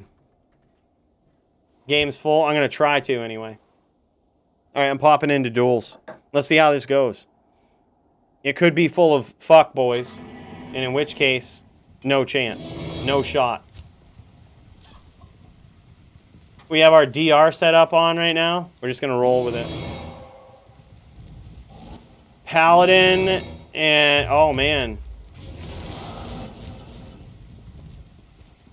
Paladin and a sorceress, hostile on me, and a necro. Oh my god, this is bad.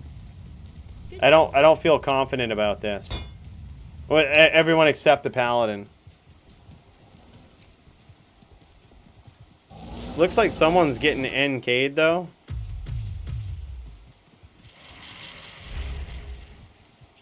You joining the tourney, Cooley?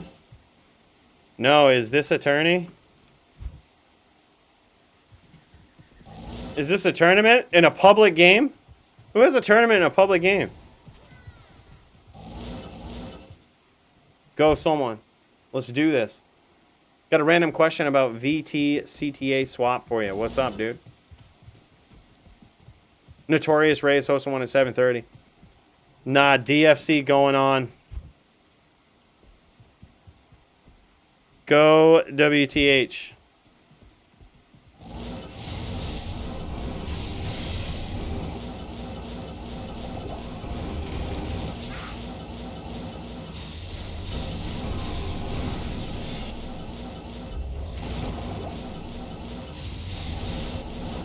Do I just pull the elite and do this?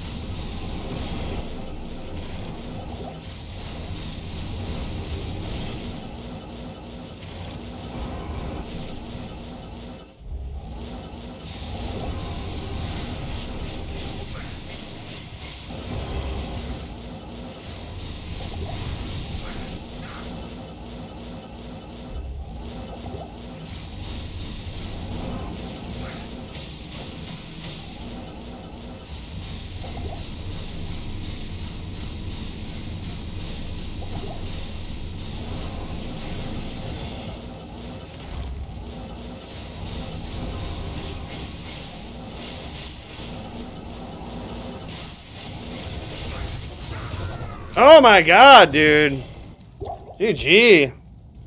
He is a VT. He was trying to ping me down with Smite. I got a little too aggressive. Dio versus I Am Lights are good to go. Oh, sick. All right, man.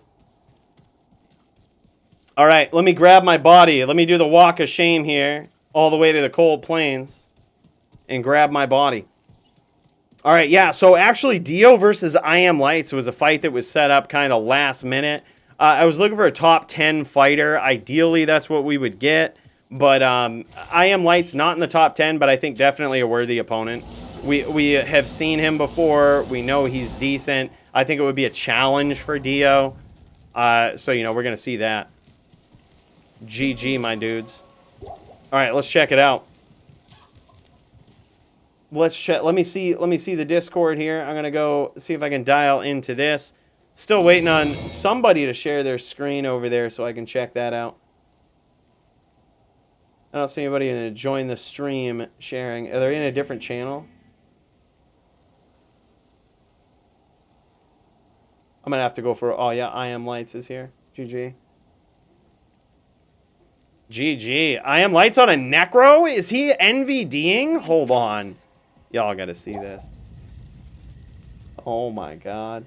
Is he NVDing? Alright, let me get his screen set up. Yes. He has a weird size screen.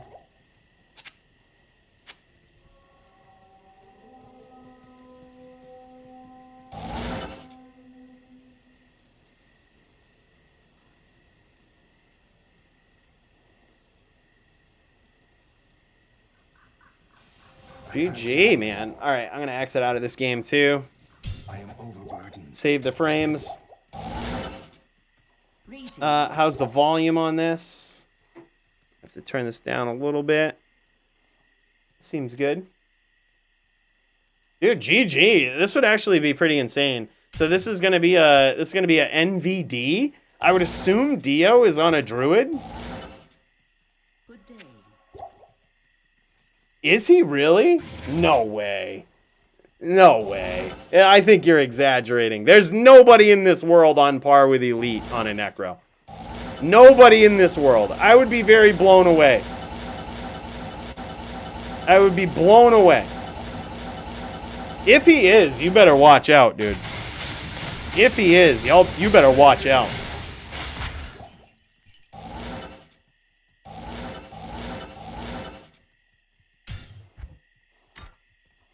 I Am Lights is pretty solid. No shit. Okay. All right. I knew he was a good player. I've dueled I Am Lights before.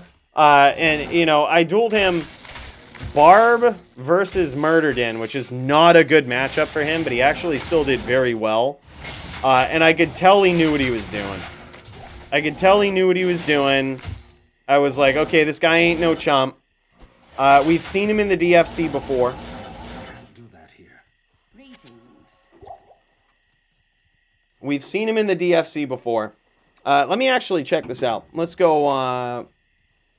I Am Lights. I'm gonna look up his history here. Yeah, we've seen him in the DFC once, and in this round of DFC, he's 1-0. He's won against Shirley Serious in official fights. I feel like he's won more than that, and they're just not in there. He had to have won more than that. Yeah, he definitely did.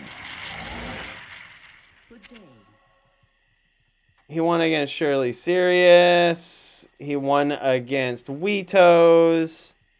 Yeah, apparently my thing just isn't pulling up the right shit. Yeah, he won against Weetos. We saw him lose against Maddie. He lost against Dio before, back in April. And it was Windy versus Hammerden, though. And he did win on his Mage Paladin against NYC Maxim back in April as well. We've seen him, yeah, we saw him way back in January win versus G-Star on a Trap Sin with his H-Din. Yeah, so he's got some wins. I gotta figure out what the hell's going on here.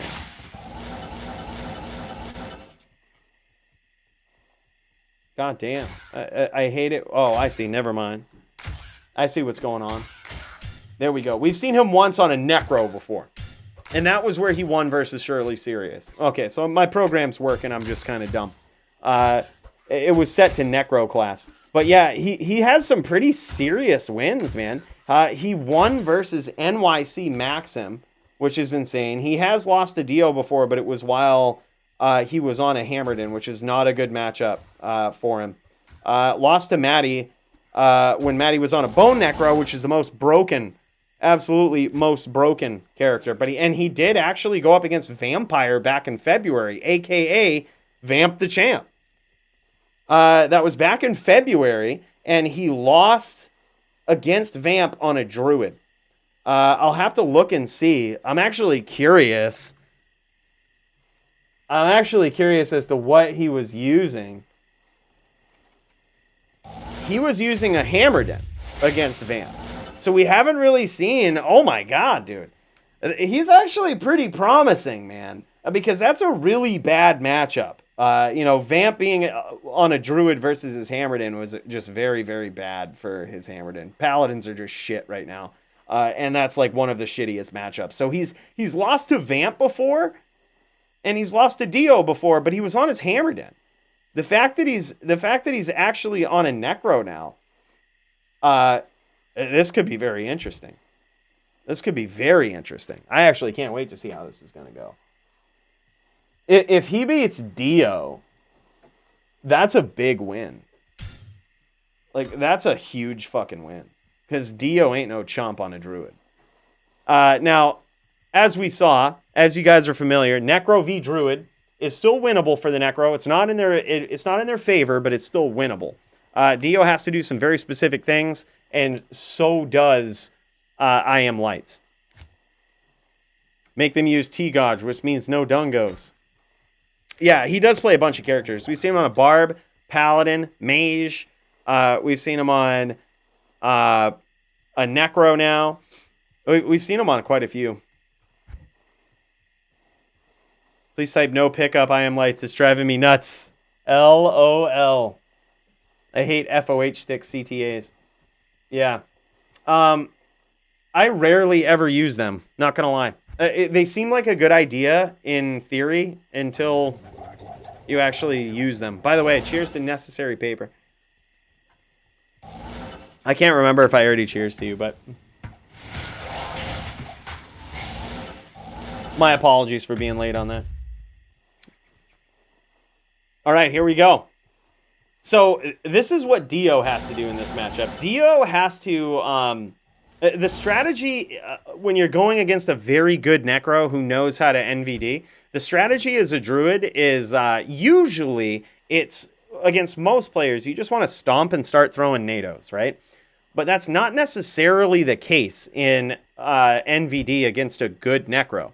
What Dio wants to do is he wants to stomp, throw a NATO, and then immediately teleport and try to cut his opponent off because he is a seasoned druid. He knows that his opponent is going to try to walk down and spear him. That's how you win as a Necro. He's just going to try to walk down and spear aggressively. That's what he's going to do. So if Dio knows that and can cut him off, it's going to be bad news for I Am Lights. So we're going to see how it goes. Is I Am Lights' ping... My screen's cut off. Is his ping 117 or is that his frame rate? Is his ping 31? I can't quite tell. If his ping is like 118, that's really bad. By the way, what's up, Duke?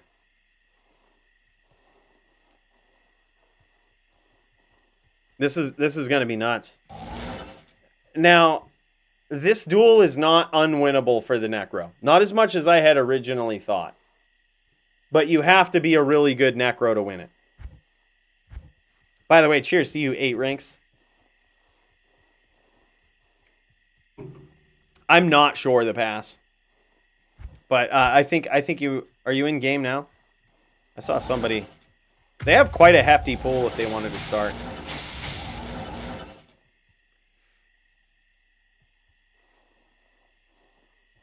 Okay, thanks, Dio.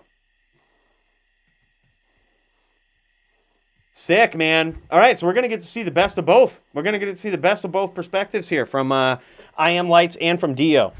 Now, I'm actually happy that this is happening now. The more research I do, like I said, I Am Lights, we've kind of seen him sporadically in the DFC. And the way that the ranking system works in the DFC is it rewards the players who play more consistently than not. Right? It's okay to miss a week or two in like, 2-3 month time. But it favors the players who play each week, unless you're the champion, and then, like, technically you could miss more time. But then if you lose the belt, it's going to be hard to get it back. But either way, we have sporadically seen I Am Lights. But after checking his track record, you can kind of explain away his losses, and his wins are really good. Like, I don't think Dio... as his opponent here on it when he's on a Necro is too much of a stretch. I think it would actually be a very big win for I Am Lights if he can take this. And it seems like he knows what to do, and so does Dio. Dio is trying to predict where his opponent's going to be. Nice spearing from I Am Lights. This is going to be a match, boys. This is going to be a match. Nice spearing from I Am Lights. And Dio choosing to use wolves here instead of the bear.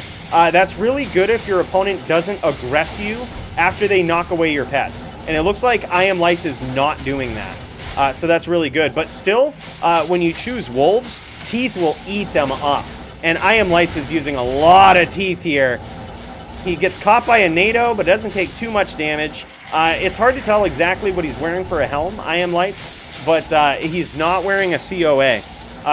Best case scenario, he's wearing a 20 cast 2 open socket helm with 2 bears in it. Whether that's +3 to PMB skills or +2 to Necro skills, who knows. But I think that's best case scenario for him because he definitely does want some DR. Also choosing not to use Golem here, Golem or Oak Sage. Now, some would call it dumb. It could also be strategic.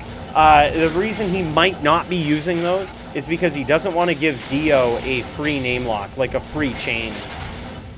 And he's doing a very good job spearing. Dio is actually in a lot of trouble, I think. I want to switch to Dio's perspective, but I don't want to miss a second of this duel. I don't want to miss a second. I'm going to try to switch in a sneaky way, guys. All right, let's do it like this. Oh my god, Dio's in trouble, dude. Dio's in trouble. Well, let me straighten this out. Dio is in trouble, boys. All right, I'm switching back over. I'm switching back over because I do not want to miss a second of this. Oh my God! What? What? Order welcomes you. Dio gets round 1. Oh my God, man. Oh my God.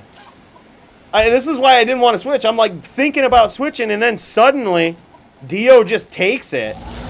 That was insane. Okay, I really want to watch this on this next round. Let's start out from I Am Light's perspective again. He was doing really well. I Am Lights was doing really well in that duel. That's crazy, man. He was doing phenomenally well. I'm surprised he lost that. I wonder how he did. Oh my God, nice stomp there from Dio. Okay, so I Am Light's choosing to use Golem now. Still no Oak. He may actually be using White Wand. It's hard to tell. Yeah, he's using White Wand. And he's using White Wand for that spear damage. So there will be no Oak Sage cast from I Am Lights. He may also have Teeth on that wand. It's better Teeth damage. Yeah, interesting choice here. So I think Dio quickly adapted in that duel right there. I think he quickly adapted because Dio was kind of getting bested in those close range battles with the Walk Spear, but he quickly changed his game plan, and I wasn't really paying attention to what he did, but we can kind of see in this early duel, early part of this duel right here, he might be playing a little bit of red herring. I think that might be how he's doing it. I Am Lights might be trying to capitalize when he gets rid of his wolves, and Dio, in typical Dio fashion, plays a little bit of red herring. And as he's running away, recasting wolves, he offensively nados. And when the Necros has had enough of that, Dio will actually follow up on you with no wolves or minimal pets. Like, he'll capitalize on it while you don't have bone armor up.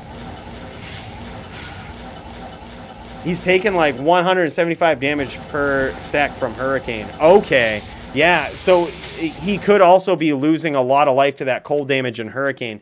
It's so weird, man. That's why I think COA is a really good choice in this matchup, because it gives you resistances too. It's a really good choice if you can make the cast work out. It could be just the items that I Am Lights has access to is what's kind of killing him right now. That could be it. He lands some nice teeth there against Dio. But yeah, I mean, if he's taking that much damage from the Hurricane, that's really bad. Nice shots from I Am Lights. He's doing actually a very good job. Now he's going to be very careful because he's chasing Dio, assuming that he's in trouble, and that's where he's going to pay for it. Just like that, man. That's what Dio does. He plays a little bit of red herring, but like he actually is trying to recast his pets. But he will punish you for chasing him while doing so. And I Am Lights just saw that firsthand right there.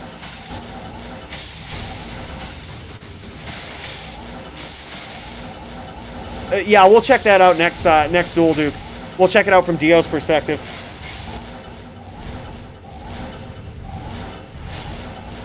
Yeah, I think I Am Lights is doing what he needs to do. Like, he's playing this matchup very, very well. Now, I gotta say, if this was Elite, I think Elite would be playing this a lot different. We all know Elite style, man, especially when Elite is at this life total. But the good thing about Dio running Wolves here is that I Am Lights will actually have an opportunity to heal some life back. When Dio's using Wolves, and especially whereas I Am Lights using Teeth, every time he kills one of those wolves, it's at least 15 life back back into his life total. By the way, we did add a new rule for this DFC right here. I'm not sure if I posted it or not, but in the past, we've had people RTF by not casting battle orders. That will now be frowned upon.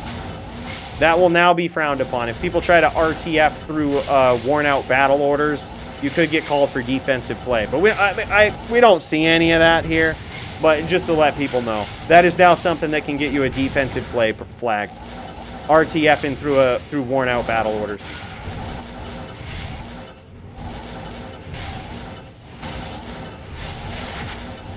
I mean, yeah, the Necro's doing okay. I think he's doing what he needs to do. He's chasing when he needs to chase, but chasing Dio is a hard thing to do. Like, because he almost wants you to chase him. Dio wants you to chase him. Oh my god, just like that. Like, that's exactly what he wants you to do. He wants you to chase him because he's gonna be ready with that up NATO. Yeah, Duke, let's swap over to Dio's standpoint here and watch this. It's currently 2-0 in favor of Dio.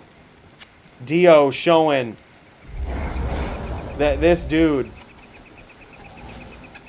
is definitely a top 10 fighter here. Granted, he does have class advantage in this matchup. He's not playing in the way that I thought he would play, but he is playing in his very Dio fashion, which is punish the player for chasing you. If there's one thing that I would say Dio is better than most players I've ever seen in the DFC, it's punishing people trying to aggress him. It's literally his signature move. If you think you have Dio's back against the ropes, he'll show you very quickly that you don't. Yeah, he's going with the wolves, which I find very interesting. I find it very interesting. A lot of, and it's really, I think it's really indicative to Dio's style.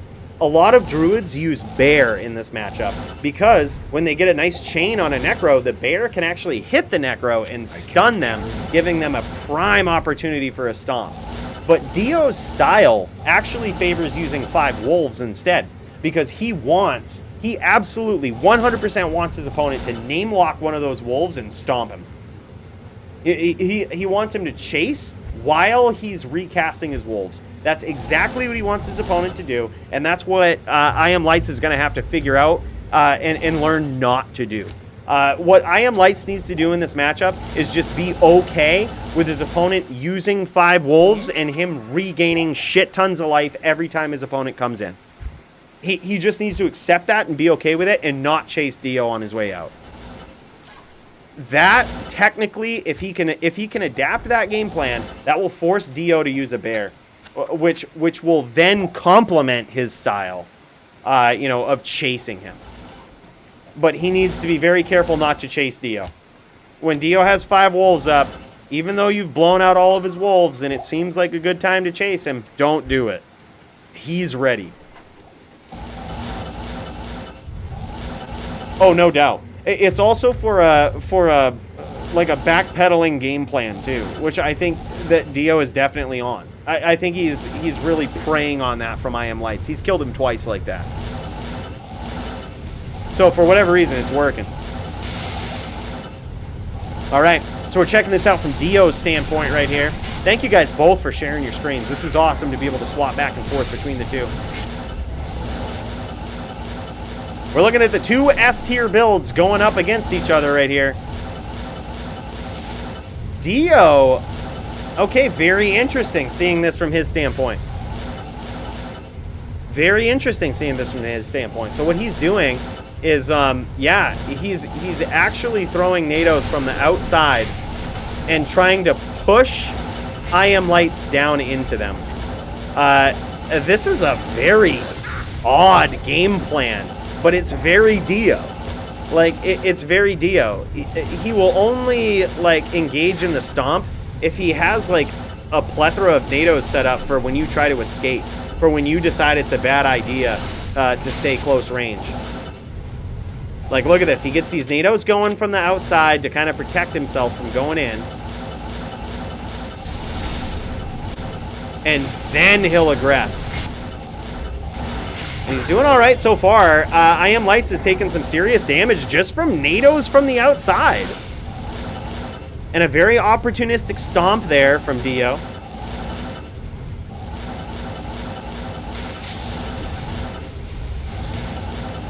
Oh, and no doubt. And honestly, just seeing your comment too, Doom, I think there's something to be said about that, especially if the Necro tries to get aggressive or if you stomp the Necro. There's a lot more targets in the way of the Bone Spear. They definitely add better protection against Bone Spear. But typically in this matchup, you'll see the Druid aggress more.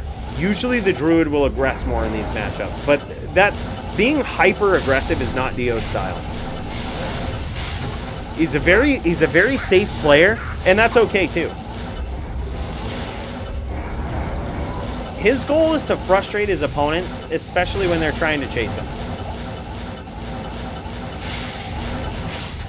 He actually wants to try to get I Am Lights into a pattern where he is chasing him. Notice what he did right there, anticipating that I Am Lights would probably stomp him.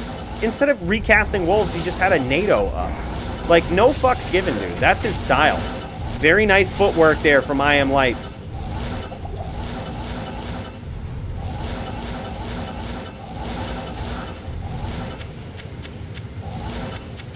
I am overburdened.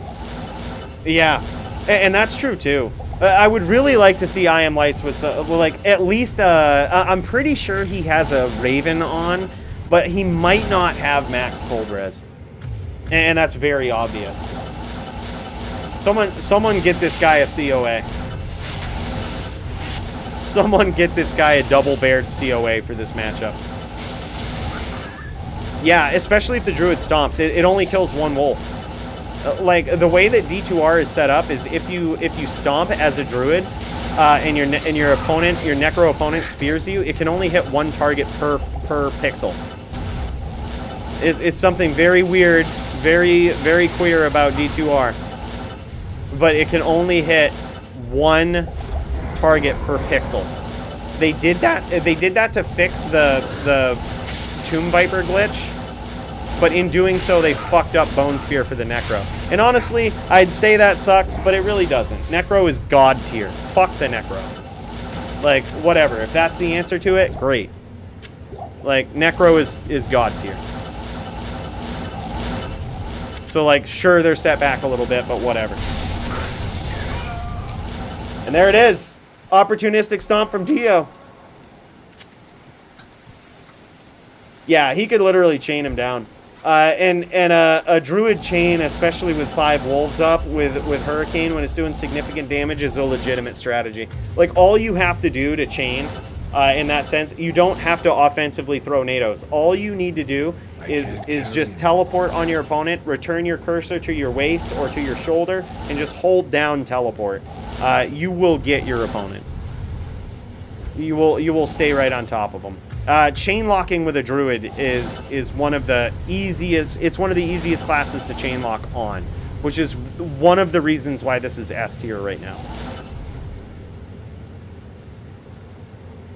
Yeah, we've seen no chains yet. We've seen no chains yet. It's usually something Dio doesn't do. It's not usually a tool that we see Dio utilize, chain locking. He'll do a very opportunistic name lock, but we won't see him chain a lot.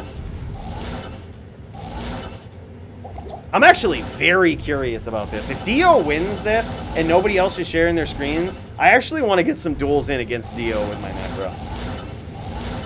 I can't carry. So a chain lock is basically where you continually teleport on top of your opponent and re-grab their name.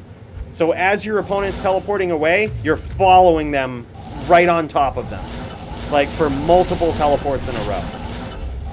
Whether you're chain lock smiting and re-clicking and grabbing their name, or whether you are just tele-locking them, holding down teleport. It's called a chain when it happens multiple times in a row and you're following your opponent with your teleports, like right on top of them, giving them no space to breathe. Yeah, one after another. Yeah, technically, Max is right. Chain locking is chaining together multiple name locks. I think I'm kind of referring to a teleport lock right now, which is where you just tele-lock your opponent. But Max is right. In a name lock is when you grab your opponent's name with left click, drag your cursor back to center screen, and teleport on top of them. And then immediately re-grab their name with left click. That's a name lock. A chain lock is when you do that multiple times in a row. I can't. It's chain locking is one of the hardest things to do in D2 PvP. Telelocking is a little bit easier, and telelocking is very easy to do with a druid. It's very easy to do with most characters, but the payoff is extremely good with a druid. I mean, it's almost like in a boxing match where they teach you to go body, body, head. If you learn to telelock with a druid, you do 3 teleports and then throw a NATO. So it's like tele, NATO. You don't even have to have the name lock.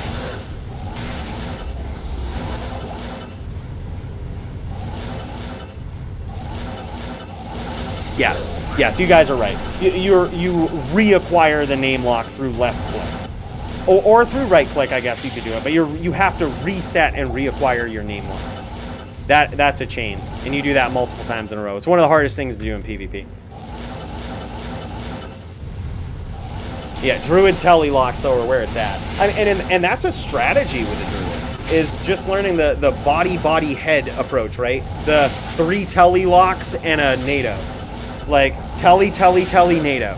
Like, just bring your cursor right back to center screen when you teleport on your opponent and hold it down. Tele, NATO. It's a very good strategy. Because even if your opponent CT teles away, you actually still follow them. You'll actually still teleport right on top of them, even if your opponent CT teleports away.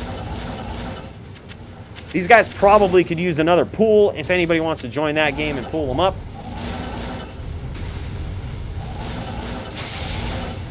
Oh yeah, no doubt. Yeah, he caught a spear, and he's definitely repping back. Nice stomp there. Some NATO damage from Dio. Dio's gonna play it safe, man. Dio's gonna play it safe. I mean, no reason not to. That Hurricane is doing a lot of work, man. And you notice that in these close exchanges, Dio is careful not to stomp his opponent. He's actually trying to cut him off. Just like that, teleporting just below him, and a very good counter there from I Am Lights. I Am Lights does land a couple of spears there. He's about halfway done, man. He's going to need to land 2 or 3 more. And he's going to need to land them quickly before Dio reps back. Yeah, I think this is what I Am Lights wants to do. He wants to use Teeth a lot more, whereas Dio's using these wolves. He wants to use Dio's wolves against him and use them to rep life back. And in case you didn't know, with Enigma, one of the abilities that it has is plus 15 life after each kill. So every time that I Am Lights kills one of these wolves, he gets 15 life back. Kills one of the wolves or the Oak Sage. Oh, nice shot there from I Am Lights. And there it is, using more teeth and forcing Dio to get a good angle. Nice stomp from I Am Lights. And I Am Lights makes a big comeback, taking out Dio, making this 2-1. Holy shit, man. All right, let's swap over to his perspective for this next one. Holy shit, man. What a duel. What a duel, boys. We now have a fight. Looks like his screen is freezing up here. It's not you guys. It's I Am Lights' screen. Looks like we back, though. Yeah, now it's on, dude.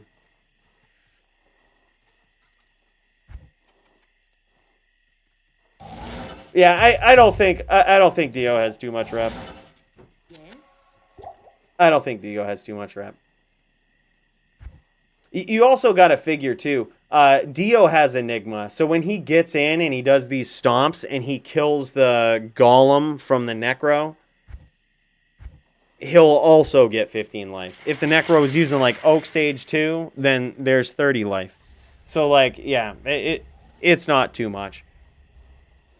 It's not too much. It's really hard to get max cast and stack up too much rep on a druid. You have to really have the right, like, I almost think you need, like, really odd gear to overstack life rep on a max cast druid.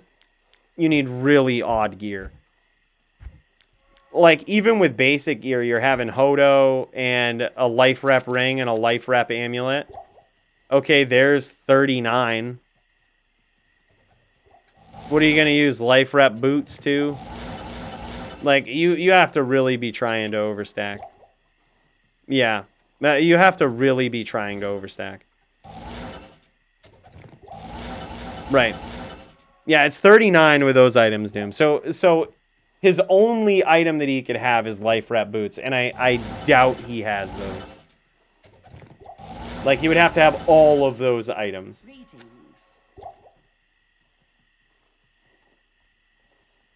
Yeah, Alders is just better. Alders, or potentially, yeah, Alders is just better. But, like, you could have Water Walks. Like, you could have Sandstorm Trek, which is more reasonable to think that he has. You probably just want the life in the first place. Only one way to find out. Can we ask Dio? Yeah, well, we could check out his setup afterwards. Dio, very GM player, though. He's not overstacking. And let's be serious, right?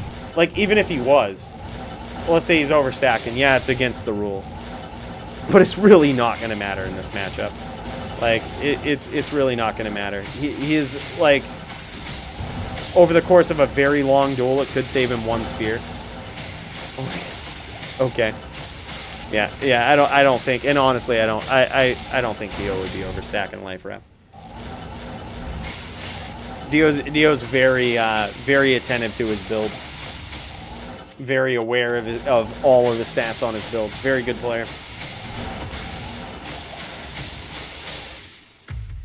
Yeah, it's probably just Enigma, which makes it very hard to watch someone's life total and be like, oh, they're over-repping. It's like if your opponent has any pets, like, it could look like that at times. All right. I Am Lights, seeming to figure some things out here on in his own right. Seeming to figure out Dio's strategy and his plan. You notice in that last duel, he was not really chasing Dio much and falling into his trap, and it led to a nice victory for him. It was very well played. He didn't chase him too much. The thing with players like Dio, you just have to let them recast their pets. Like, it sucks, but you just have to do it. Oh, and it looks like I Am Lights did switch to COA here. I wonder if we switched to that for the last duel, and that's what made the difference. I think he very much so might have done that. Nice shots there from I Am Lights. I Am Lights getting the better of these exchanges here early on.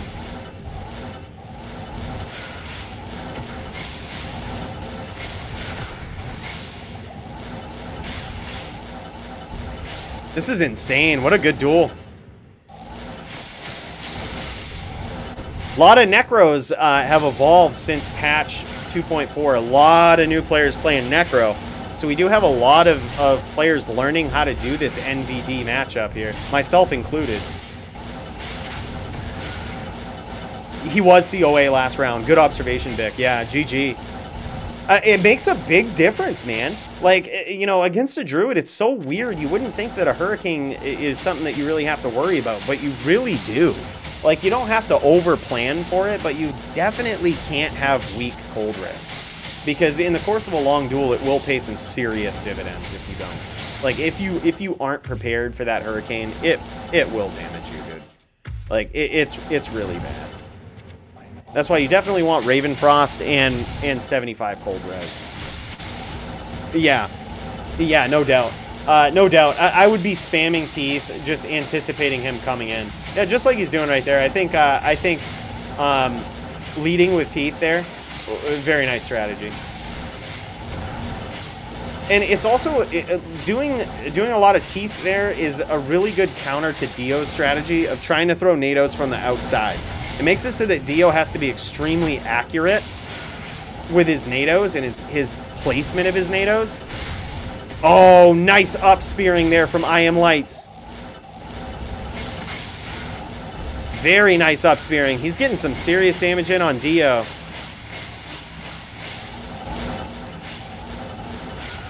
But yeah, if he continually teets like that, it makes it so that if Dio implements his game plan of trying to cut off I Am Lights with nados, he has to really pick his angles carefully. And if he doesn't, he's going to lose a lot of wolves, and essentially I Am Lights is going to gain a lot of life back. You know, it looks like I Am Lights is kind of learning this strategy here, learning Dio's strategy and adapting to it. Oh, nice hit and a nice stomp from Dio, though.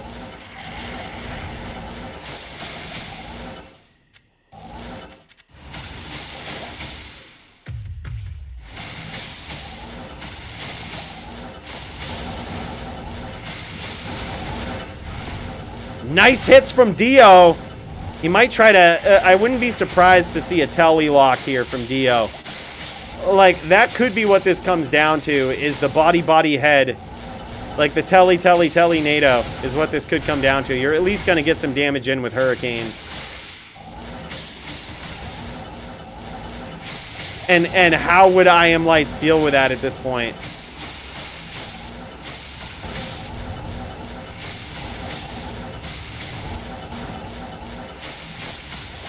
By the way, I just want to catch up with you dudes. Cheers to you, Joby. Long overdue, my dude. Sorry, I'm just seeing that. Joby, did you get a hold of your opponent? Are you dueling tonight? Oh, yeah. Dude, using Drax? That would be insane. I actually kind of like that. As a Necro, I kind of like that.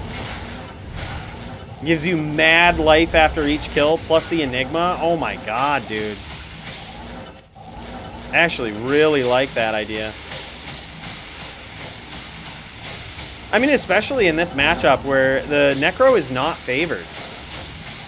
Gaining 30 life back per kill would be pretty insane. It would make it... It would almost force... Like, Drax would almost force Dio to use Bear. Like, it would force him to use Bear. Sure, I think it might compromise the cast rate of I Am Lights,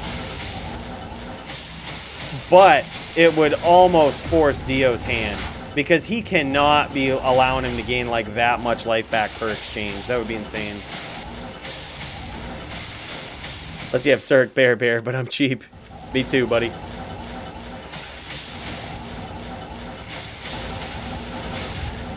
I Am Lights being very patient here. Catches another NATO, but it doesn't necessarily pay too much dividends for Dio. Oh, and he was trying to swap out his hotkeys.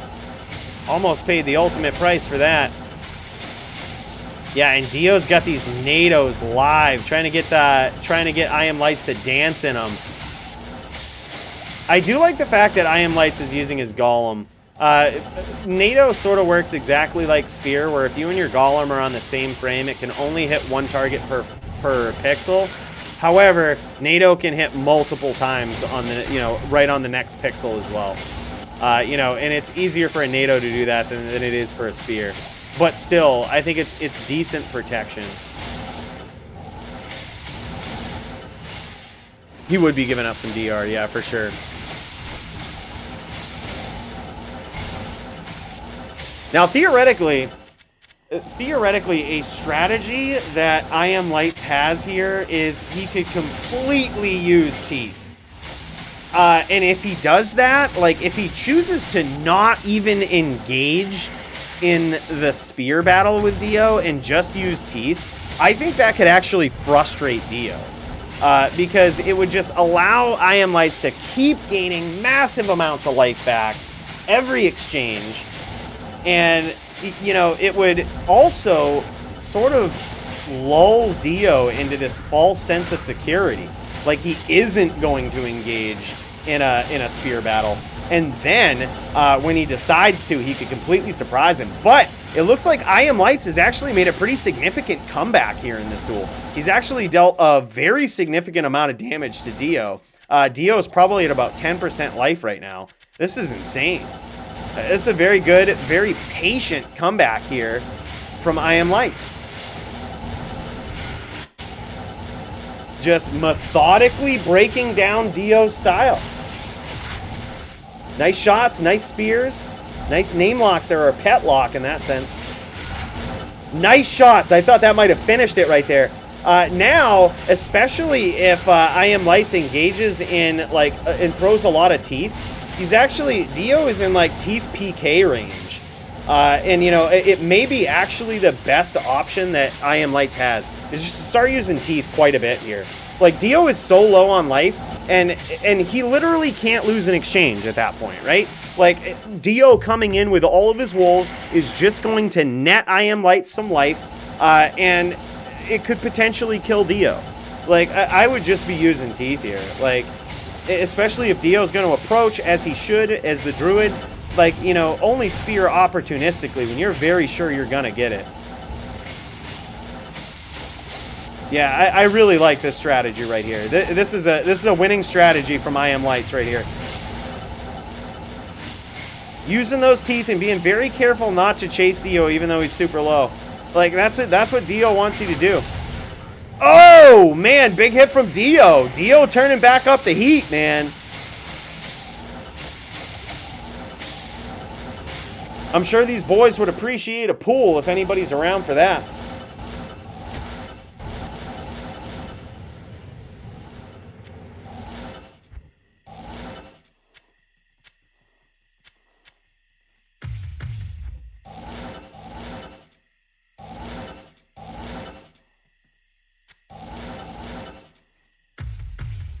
All right, these guys are back in it. Look at that, giving a gentleman's break for mana there. I like that.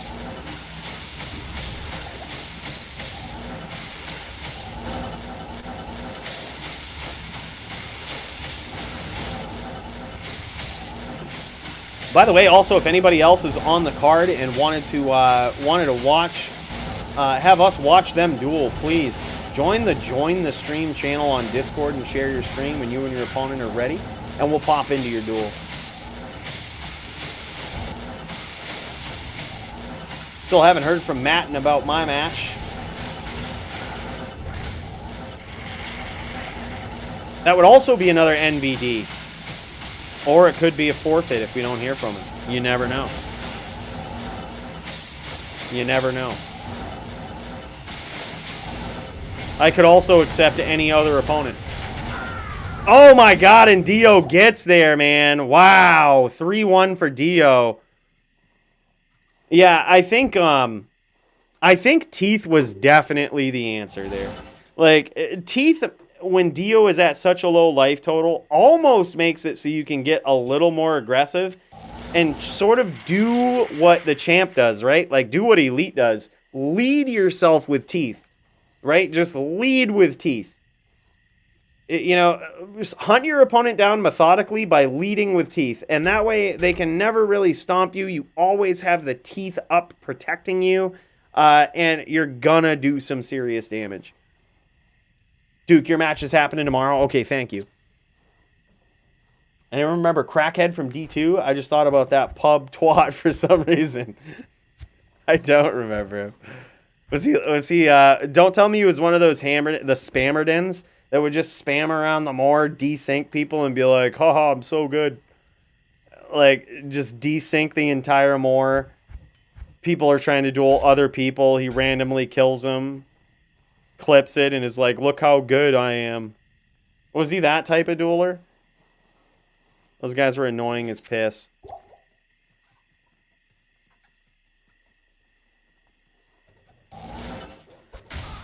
Dude, I will say this. I don't want to jinx it. I'll knock on wood because I really don't want to jinx it. But, dude, pub games in D2R for PvP have been remarkably GM.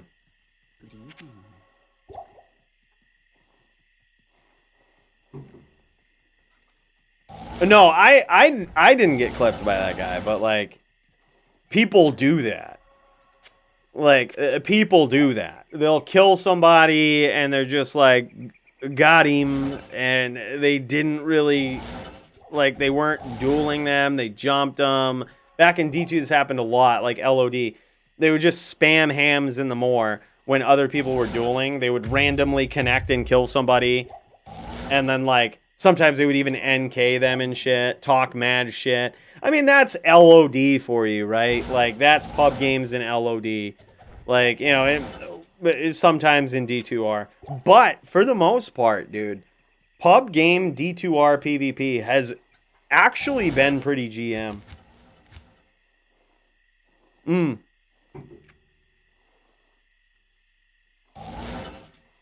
Oh, really? I haven't really seen much of that shit, Doom. I mean, it happens, obviously. Like, it happens. Dude, what the fuck? We just got a glimpse of this inventory. Some 7% faster run, walk, P&B charms there from I Am Lights. Interesting. I wonder if he's doing that purposely or if he just doesn't have the lifers. Oh, and he put on Drax, too.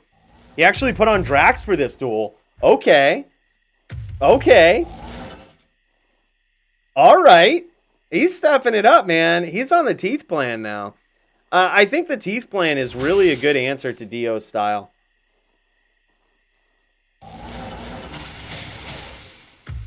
No shit. So he's still around, Dirty? They're still around in D2R? I remember seeing a lot of that shit in LOD. You would join a duel game, you'd be like, oh, this looks populated. It has 5-6 players in it. It's all the same fucking dude with a Veil party that, like, you know, usually is just trying to camp town with a whole bunch of auras and Oak Sage and all of this shit. Like someone buying so many CD keys and loading them up with a loader or some shit and assuming he's good, you know. Like, nobody really wanted to play fair in LOD. And you honestly can't blame them. Like, if you were just a kind of a nub PvP player, you know, some people would use mods, you know, who weren't really that good. Some people would use bail parties and just load up multiple keys who weren't really that good. And it's like, dude, the people that were still playing LOD PvP back in the day, the people who were still playing many, many years later were fucking good. So, like, if you didn't have friends or people that were willing to teach you the ways, you'd get fucking owned, man. Like, and demoralizingly so. So, like, you almost can't blame those people for, like, loading up mods, having bail parties. It's just like, okay, you going up against, like, you know, the OG players. Like, you know, Elite, Bowie, Bick, even the fucking BM people like Francis. Like, you're just gonna get fucked up, dude. Like, it's not even gonna be close. These people are so much better than you.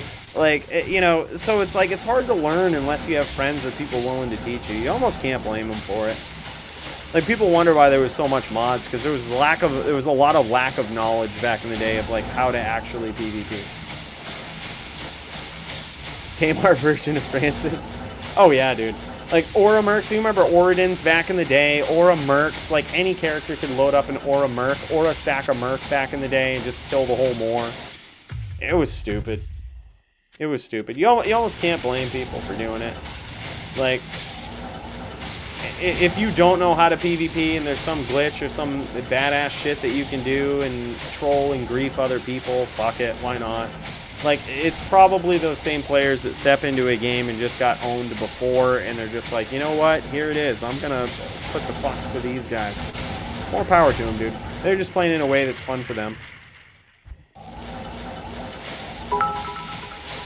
N7 Reaper, my dude, I'm pouring a fresh whiskey for you, my dude. Thank you so much.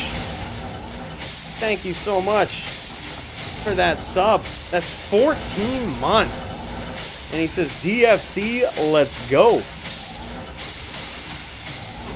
Cheers to you, N7 Reaper. Thanks, dude. I have appreciated you for all 14 of them, my dude.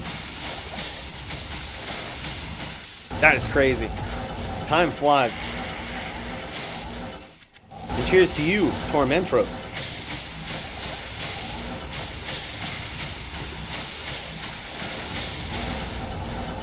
Yeah, so it looks like I Am Light's playing this very, very safe here. And you almost can't blame him for it. He caught some serious damage early on.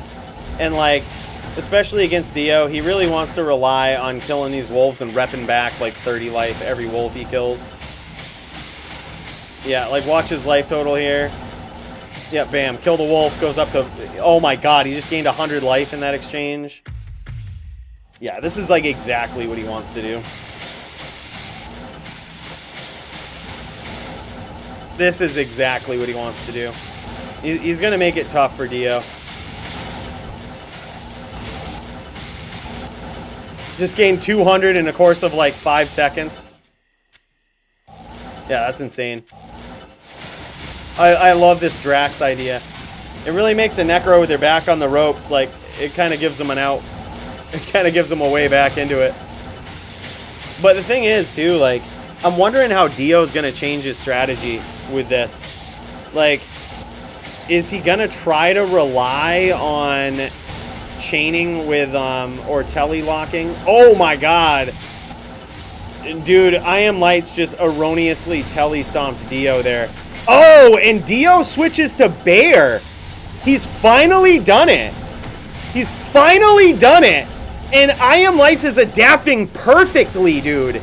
He finally forced Dio to use a Bear. Finally forced him with the Drax to use a Bear. And now we're seeing I Am Lights with these very close shots to his feet with Bone Spirit, trying to lead himself with trains. And he is actually coming back, man. Oh my god. This is the first time in this duel we've seen Dio use a Bear. Holy shit, man. He did it. It took Drax.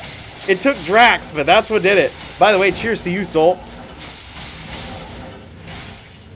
Yeah, dude, it makes a big difference. It makes a big difference. That's huge. So, okay, I guess that's the answer. Like, if you're going up against a Druid who's kind of staying on the outside, not aggressing, you slap on Drax, dude. That it kind of forces Dio into this aggression role, which is actually good for him. Like, it's actually, I think, good for him, whereas he's sort of lulled I Am Lights into this strategy. But I Am Lights is very good at adapting. He immediately noticed that once his opponent used a Bear, he could start leading with trains of Bone Spirits again. And now Dio off-screen might be switching his hotkeys back to Wolves. But I Am Lights also ready for that, dude. Like, he's ready for anything. Yeah, he hotkeyed back to Wolves. I figured he might do that. He was off screen for too long. I thought he might have been rekeying there. But that's okay. That's okay. It looks like I Am Lights is ready for that too. Hell yeah.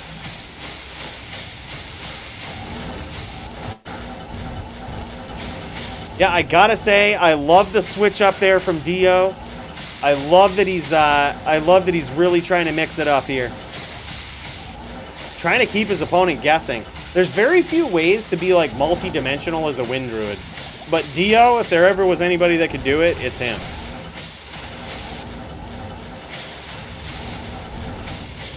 Very nicely done. And I Am Lights really capitalizing and trying to punish Dio for that wolf strategy there again. Gaining back another 100 life in that exchange. Yeah, he's just going right back to the teeth plan, man. You can't blame him for that. I really like the angles that I Am Lights is cutting here too.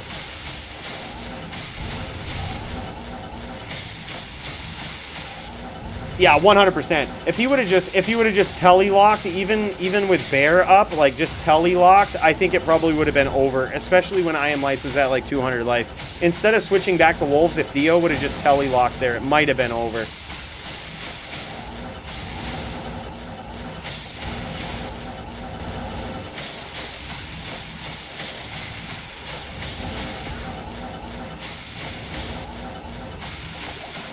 I Am Lights trying to be very, very defensive here and opportunistic. Just trying to lead with these teeth, man. He's just trying to rep that life back. And his back's on the ropes, man. He's got to do it. Oh, no doubt. Yeah, he went from like a few Hurricane ticks to now needing a NATO. That's a good point. Like, that's a good point. By switching back to the Wolves there, perhaps staying with Bear might have just been the better option, better way to go. And you know, I Am Lights has been very ready in all of these exchanges. Like, even just assuming that Dio will switch back to Wolves. When Dio steps back on the outside of his screen, he switches back to teeth, man. I really like that. It makes it so that Dio can't really surprise him by switching to Wolves.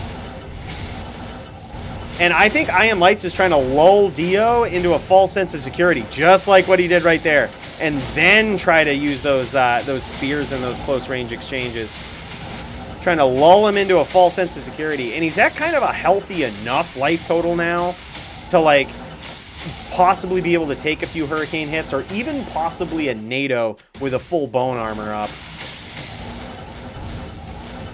Yeah, and he just gained like 120 life on that exchange right there. Yeah, I really like this. We might see Dio switch back to Bear here. I actually really do like Bear in this matchup. Like, at first I thought, hey, it's less pets. Having a Bear allows you to be really aggressive in this matchup. And I think that's what we might need to see from Dio.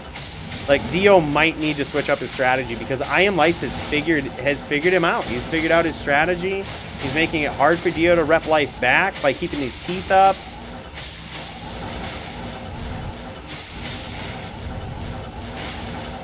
And there he goes, engaging in that close range exchange with Bone Spear. This is a good, very, very good strategy for I Am Lights. Actually, really like this. It's going to force Dio to get a good angle into NATO PK. Yeah, 100% would go with Bear if I was Dio. 100% would go with Bear. Because at this point, I Am Lights knows what the strategy versus Dio is. It's just use teeth a lot. He knows what the strategy is. So, like, at that point, the jig is up. Just use Bear. The jig is up. Oh, no doubt. And by the way, cheers to you, Mr. Teabaggin. Nice stomp there from Dio. And that could have easily won him the duel earlier, but oh my god, dude. I Am Lights has repped back so much life from Teeth versus Wolves.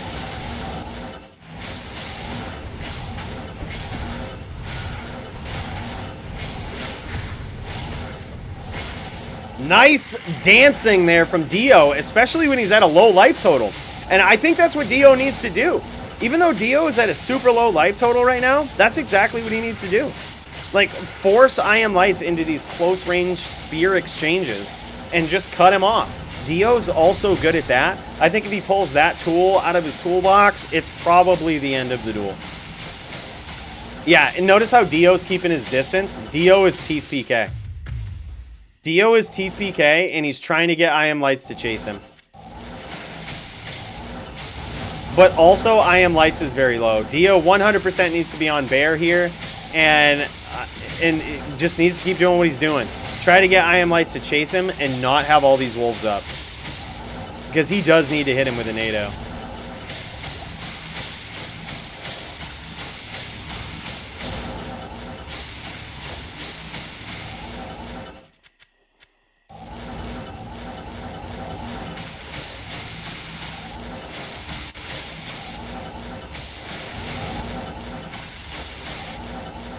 Dio trying to pick his angles a little differently now, too. Dio's also figuring out the angles of his opponent. This is a prime example of two players, like, learning how to duel each other mid-duel, and both of them adapting nearly perfectly to their opponent's strategy. This is a really good duel. Not bad for a last-minute match, dude.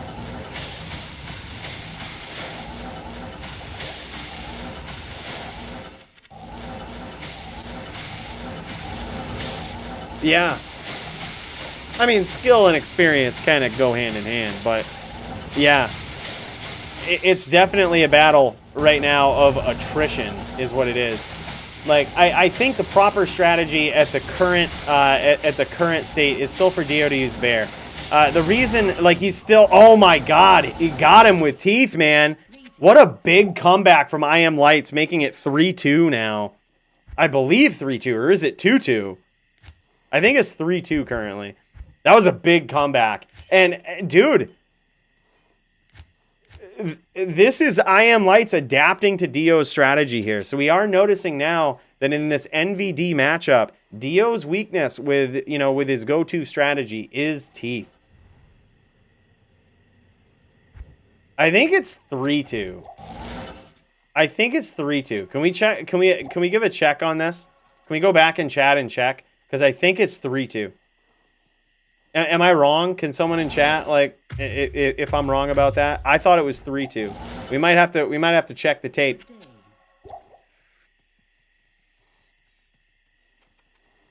Yeah, it was down to one wrong move on both sides, 100%. Teeth was the way to go. And theoretically, in a very late style duel, a Necro can win with just teeth.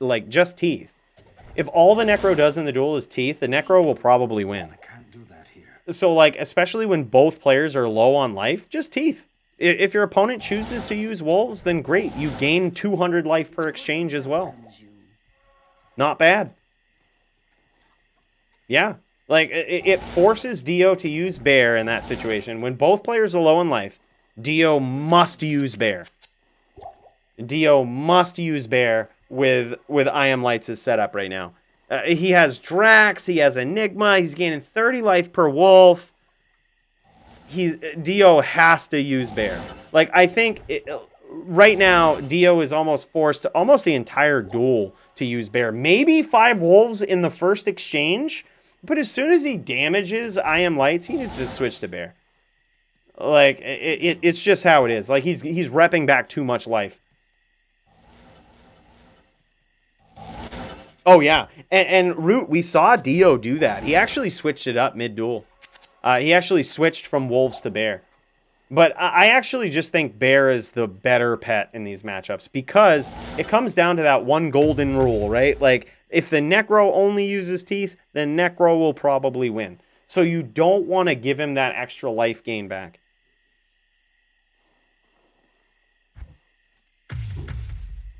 Yeah, the Pelt versus Neck is actually not bad either. Toshank taught me that. Use the Pelt versus the Necro. You can still use Suicide Branch and hit max cast. Look at this. I Am Lights anticipating that Dio will go in with a Bear and train some Bone Spirits. He actually anticipated there that Dio would start up with a Bear, but he didn't. Dio still starting up with the Wolves. I think he's gonna go with Wolves until he damages I Am Lights. That would be my guess after the last duel. That would be my guess. But I Am Lights getting a little more aggressive. He almost, like, he's really trying to lull Dio into, like, this false sense of security. And, like, really trying to change his game plan so that he can implement his. Drinking some whiskey, Rod. It's 7.4 NATO with Pelt versus Neck. It's nice. Yeah, that seems really good, Kreider. I think that's probably the play. Because as a Druid, when you're going up against a very good Necro, you want to have max cast and do as much damage as possible. And one of the ways to do that is to have a NATO Pelt, like a +6 NATO Pelt. It's a really good strat. Okay, Dio has done some damage. He should wisely switch to Bear here. Like, wisely should switch to Bear. I think he might be trying to let all of his wolves go at this point. It could be what he's doing. No, he's still got those wolves up, man. I'm going to see if we can switch over to Dio's standpoint and see what he's doing. All right, still going with those wolves. Man, he's also at full life. Also at full life. The damage is no difference with Circlet versus Pelt, unless 6 NATO Pelt and 200 extra damage. Okay, so I was always wondering that too, Root. I know that you can technically get better damage with a 6 NATO Pelt. And hey, I mean, 200 damage with a NATO is 200 damage, you know? I can't count. But I think you're right. Like, I have always said that I think Pelts are overrated in PvP. I really do. They're good in very fringe situations. I think they're overrated. Like, so even when we see, like, these nasty +5 NATO Pelts with, like, 2 open sockets, I only get really fired up about them if they have, like, Volcano on them, too, to kind of give you extra skills to cast. Otherwise, like, I think there's really some merit in that. I think they're kind of overrated. Dio getting in some damage, man. Oh, and look at this. Dude, I Am Lights is in a lot of trouble, and Dio is full health. He is going to switch to Bear. He does have the Wolf up. He's going to unsummon it in typical and very good GM fashion there. Now Dio going in with the Bear, trying to finish. Yeah, I actually like this strategy, especially when I Am Lights is low. Like, especially when he's low. You do not want him. You got full health. You have ample time to tank spears and teeth. Just get in with that Bear. You do not want him gaining life back. Very clutch call. Very easy call made on behalf of Dio there. This is definitely the right decision. In a lot of these exchanges, I think Bear is the right decision. But now that opens him up to trains of Bone Spirits from I Am Lights, which we may actually see those too.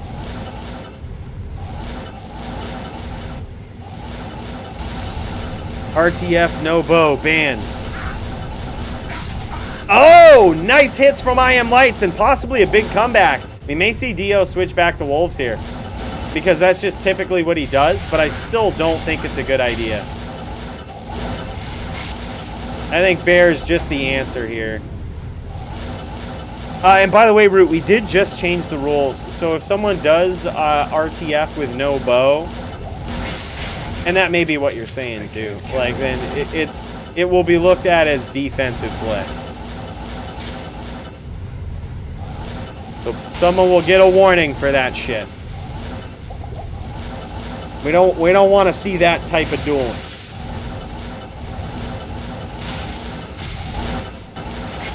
Oh, interesting. And now I Am Lights has gone to Teeth. Oh, and there it is. Is it 5-2 or is it 4-2 now? Pretty sure that's 4-2. Or is it 5-2? Good evening. The Dio seems to think it's 5-2. Dio. Yeah, it's 5-2. Yep. You scroll back in chat. That's it, man. Dio wins it 5-2. Showing why he deserves his spot in the top 10. This guy's a savage, man. This guy's an absolute savage. Yeah, it's 5-2. GG. That is insane. That is insane. Anybody else up for some duels? We do see Riz and Zale in the Discord. G, F, and G. We get to watch another one of these. I'm so happy. I think this is Zale's first fight in the DFC. Let's start up from his perspective, dudes. I gotta say, though, that was, what the fuck? Hello. What the fuck? What the ever-living fuck, dude? We had to mute Zale's. I hear some buzz feedback. Sorry about that, guys. I'm not sure if that was, like, super loud or whatnot. That was fucking weird. Here, let me fix this screen. Fix this screen. Everybody's screen on Discord is different.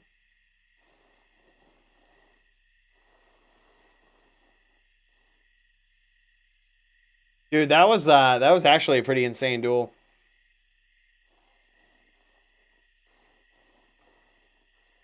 I mean, it takes a lot of skill, dude. Like, this matchup right here takes a lot of skill on behalf of both the Druid and the Necro. It looks like this match right here between Zale and Riz is gonna be Necro versus Sin. Now, Riz is obviously on the Sin. Riz is a very, very good Sin. And he's got his work cut out for him. Technically, I think the Necro has class advantage here because, really, the Necro has class advantage on every character. But Riz ain't no chump, dude. Riz's record in the DFC, and let me pull this up so I can talk about it more intelligently. But I think it's a little deceiving. Let's talk about Riz's record here. Riz is currently 9-11 over his entirety of all of his fights in the DFC. Like, which doesn't seem good, right? You might think about it, you're like, oh, that doesn't seem good. But his losses have been to Toshank, Maddie, Bowie, Necessary Paper, CJ, Dio, Luda, like absolutely savage players, right? Like, that's who he's gone up against. So, like, the record is a bit deceiving. He has wins against Demented. He kicked my ass. He's got a win against Z. Like, that is a big win right there. And, you know, some early wins as well from the early DFC. But, like, this guy's got a good record, man. The most notable win being against Z, who recently had a title shot. You know, a very, very good dueler right there. Riz, like, hit or miss with the record. Like, has lost to some really good people. Has, like, never really had an easy night. And there it is. Like, and Zale is also a very savage dueler, and Riz welcoming him to the DFC here. Like, this is what I mean. Like, mark my words, if Zale keeps joining these events, we're going to see Zale in the top 10. Like, sooner rather than later. And, like, he's going up against Riz for his first fight. Like, Riz never has an easy night. He just never does. It's never easy for Riz. And, like, this is no exception. Technically a newcomer to the DFC, but, like, it's fucking Zale, dude. All right, I'm going to try to swap this up. It might look a little strange right now, but we'll get this fixed. All right, we're going to watch this from Riz's standpoint right here. And we'll see what kind of work he can do on his Sin.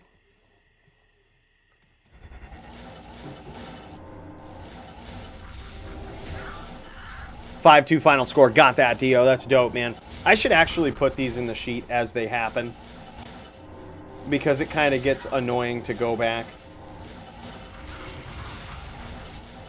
I'm gonna try to put these in the sheet as they happen. Nicely done, Dio. A clutch win.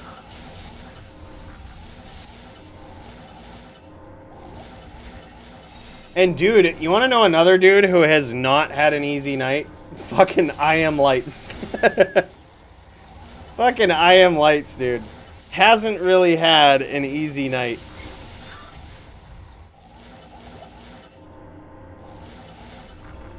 That's insane. All right, we've also seen Chu versus Dazer. I want to get that result in. And that was 5-2 on behalf of Dazer. Very nicely done.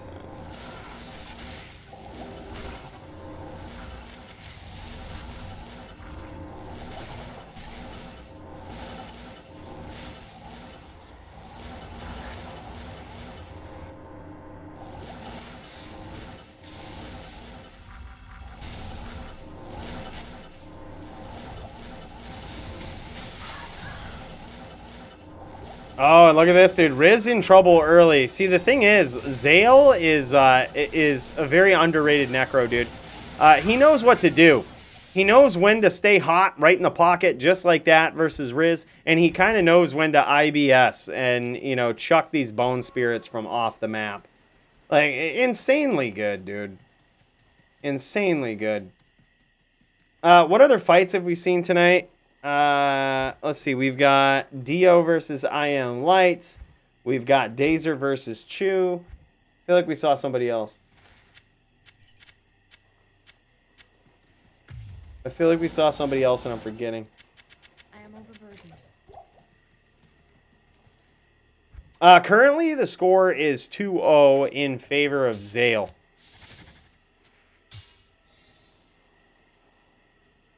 Have we just seen those two matches tonight? Holy shit. There's been some long matches. But I gotta say entertaining. I gotta say entertaining, to say the least. Like, these have actually been really good matches tonight. Dude, if we were still doing Fight of the Night bonuses for this, like, I mean, obviously we can still crown Fight of the Night, but, like, Dazer versus 230 was an insane fucking fight. Like, you're just kind of sitting back, hoping that 230 pulls out that final win just so you can see another round. And that's rare to see in a Sin v Sin. Like, we're rarely ever cheering for another round in Sin v Sin. But with those dudes, we definitely were.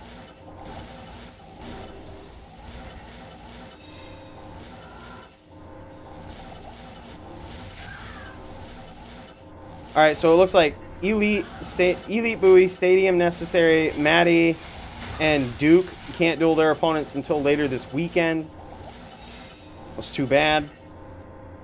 My opponent still hasn't responded. I hate to take a win by default, but I'll fucking take it. I will take it.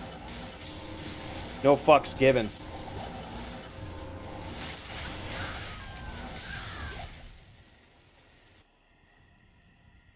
And wow, dude. 3-0 so far in favor of Zale. And Riz says that damage ridiculous on Spear. He's not wrong, man. He's really not wrong. Like, Necro's damage is so busted right now. You know, a lot of people were calling us crazy, right? When we said, like, you know, hey, Necro's just going to be the #1 right now. Like, #1 character. People were like, "Oh no, man, you're stupid." Like, you know, Druid Carry anymore. Sins are still gonna beat them. Dude, their damage is so high. Yeah, you definitely don't need faster run walk as much now. I would say overall, PvP is very different. In my opinion, I do think it's better. And I say that with a caveat. I say that it's better if they continue to make changes and nerf certain classes. The FHR changes, a lot of people hated on that. I actually still get hate on the video that I put out about FHR changes. People being like, "Yeah, well, you're just a bad dueler." Yeah, and I still, you know, I'm not saying that in a biased way. FHR is has been like the shittiest part of PvP since LOD. It's like not fun to watch. It's not fun to be a part of. Like, it's just terrible all around. But ever since that's not necessarily been as much of a thing, PvP has been way more interesting to watch.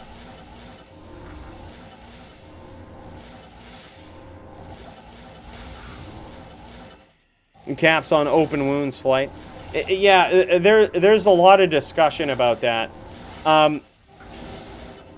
You know, about the open wounds, honestly, 230. Like, it's something that's so hard to, like, you know, it's so hard to regulate. Possibly you might be right. Oh my god, dude. Another one. 4-0 so far on behalf of Zale. I think that might even be 5-0. They might have got a round in before we tuned in.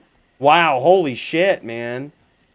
A quick, dominant victory from Zale over a very good opponent. Like, that's insane, dude. Necro damage is so high.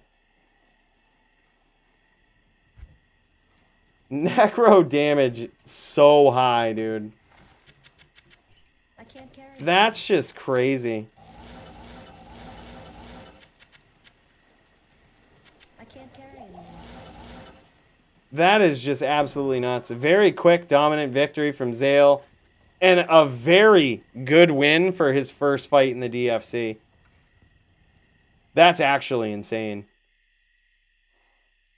Yeah, very nicely done. Very, very nicely done. All right. Do we have anybody else in the Discord? Let's see, sharing their screen. I'm going to take a quick look at this. Stadium just got back to me, said, yeah, he's working till Sunday. Oh, that's too bad, man. Would have really loved to see that. Dude, you know what I want to do? I actually want to go up against Dio. I want to get this in. I want to get this in. Because you know what? Actually, is there anybody else that's in the DFC or that wants to be in the DFC that wants to duel? Because I'm so sick of not getting my fights in each week, all right? Or getting my ass kicked, all right? If I'm going to be low on the totem pole, it's not going to be because of lack of effort. Root, let's do it, dude. I will so replace my opponent with Root. Let's fucking go, dude. Hold up. Let me swap over. Dude, I'm gonna make a game. I'm gonna make a game. GMPK. Y'all know the password. Oh, it's already up. I'm gonna make GMPK1. Y'all know the password. 2 letters. Oh, Julvan, you're here? Oh, yeah, dude. Julvan's actually trying to get a come up here in the DFC as well. Let's do it, dude. I'll duel you both. Julvan, let's do it, my dude. I think you had a match. Did you have a match in the... No, you didn't. You weren't on this card. Here, join this up real quick. Actually, fuck it. You don't even need to. Yeah, Julvan was going up against SA10. Yeah, you're already in it. That's fine, though. Let's just duel. If you beat me and SA10, GG. GF and G. All right, boys. So I'm gonna get some practice in against Root.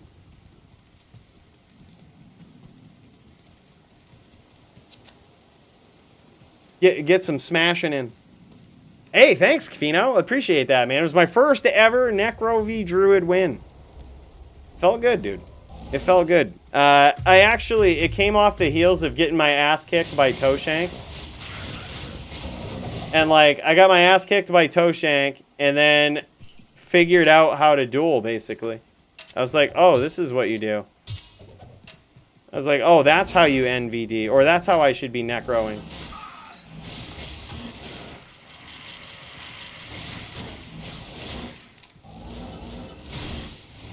Yeah, you can learn a lot, dude.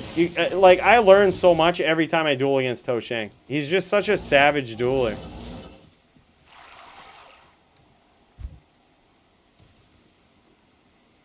Password is XX, Jolvan. Password is XX.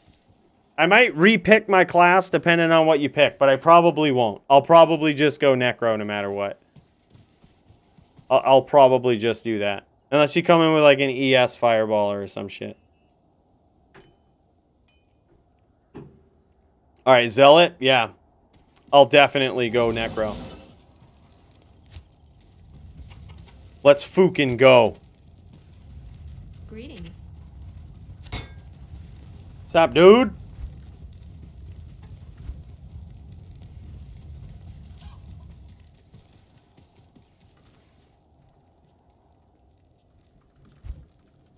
Alright, let's do it. Yeah, Root says I can duel him first, so this will be my DFC match right here. Just because I want to get it in on stream.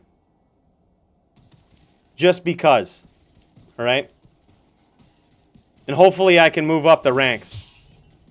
But if I can't, then so be it.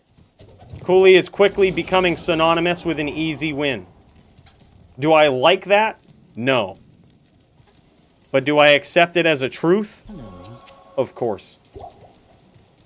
It's just how it is. I mean, ever since I swapped off from the Paladin, I have never really felt comfortable. Like, haven't ever really felt comfortable in a duel. But, like, Necro is just so OP. I can kind of be me, like a complete dumbass, and still get wins sometimes. Which does feel good. Alright, let's do it. I'm gonna bow up here. Alright, go, bro.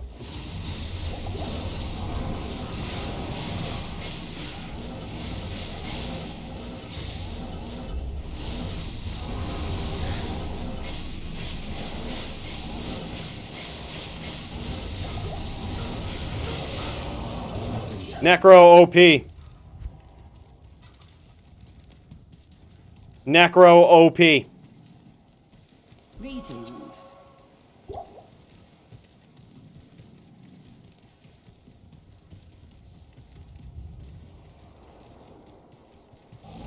Oh, you run some Bales Redemption? GG, dude. Dude, Bale games are hard to find, especially when they're cracked down on bots so much.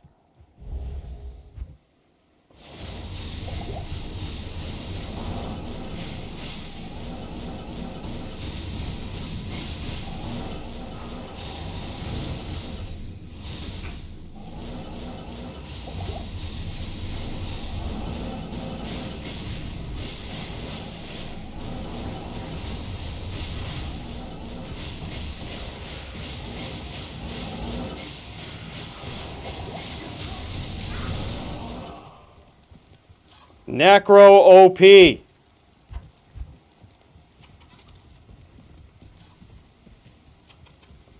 Two 2-0, boys. Yes. It doesn't feel as good as beating a druid, but it feels okay.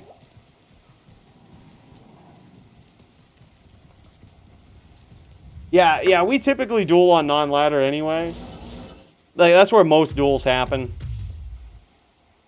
Just makes more sense to duel on non-ladder.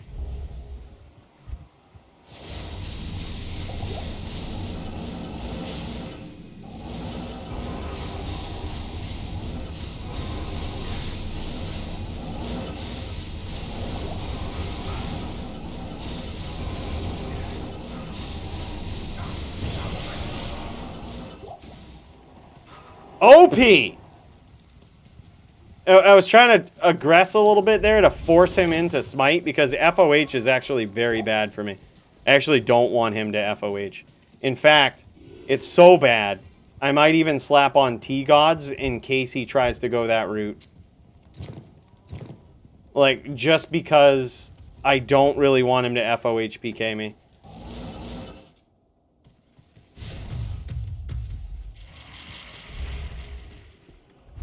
Alright, here we go. Round 4.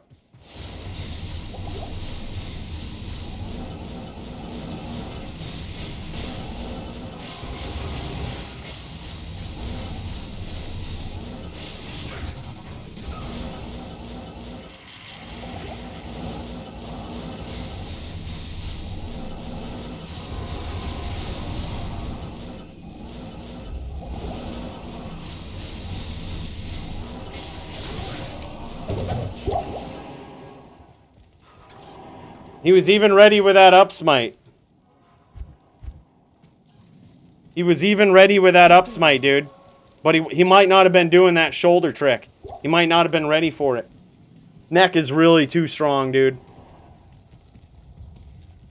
He's expecting you to stomp a lot. That time I did, but he was so low on life. I was like, even if he smites me back, I'll just spear him. I was like, I can probably take a smite, but he can't take a spear.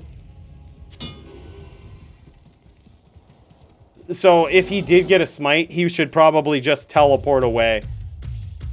That would have been the answer to that. I think so too. Like, a chain lock would be insane. Possibly. Unless you win. 4-0 currently. Go, bro.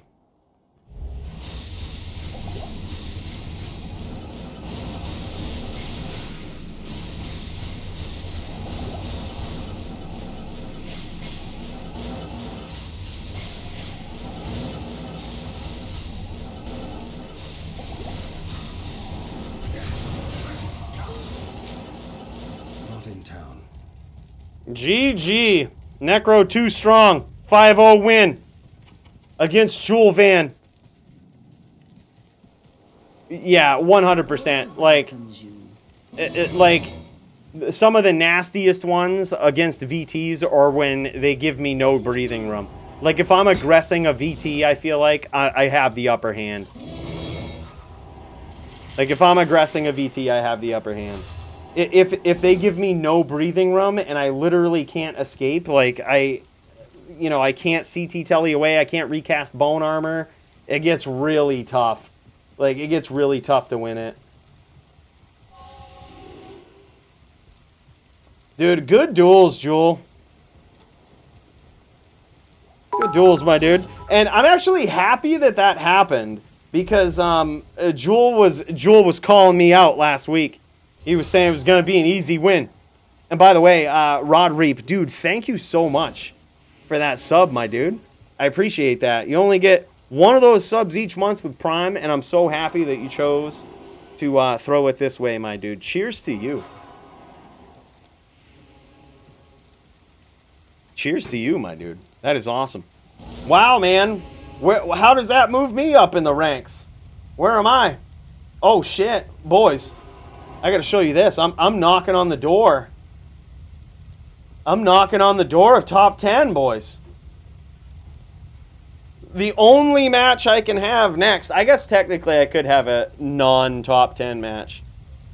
But the only match I could reasonably have next and that I would feel good about, and me as the matchmaker would probably make, is a top 10 dueler. And if I win that, I'm in the fucking top 10, boys. Which means there's a chance that if I keep kicking ass and I beat like 2 people in the top 10, maybe I'll go up against Elite. Maybe I'll show him how to play a Necro. NVN his ass. It will clearly be an easy win. He says he wants to try another one for fun. He might have some tricks up his sleeve. Dude, I'm so down for that.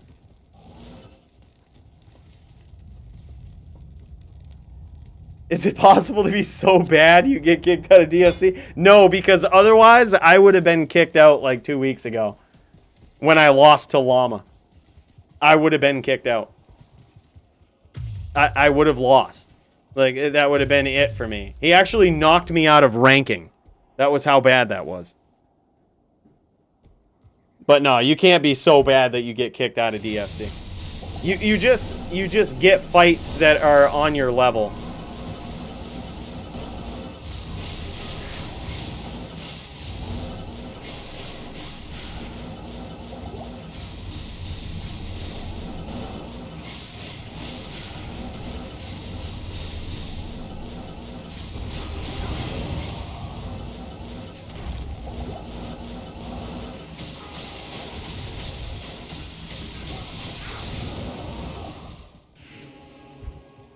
There it is, proving it right there.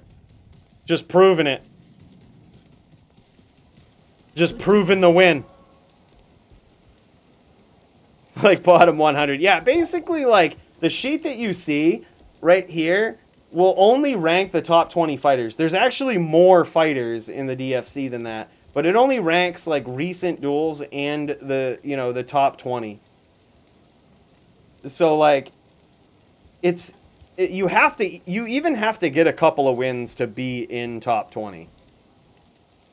But when you do, like once you crack the top 20, when you start like racking up wins, like I went from unranked, a win last week put me at 15, a win this week put me at 11, another win will put me in top 10, another win will probably put me in top 5, and if I get 2 wins in a row against 2 top 10 duelers, I'm definitely giving myself a title shot.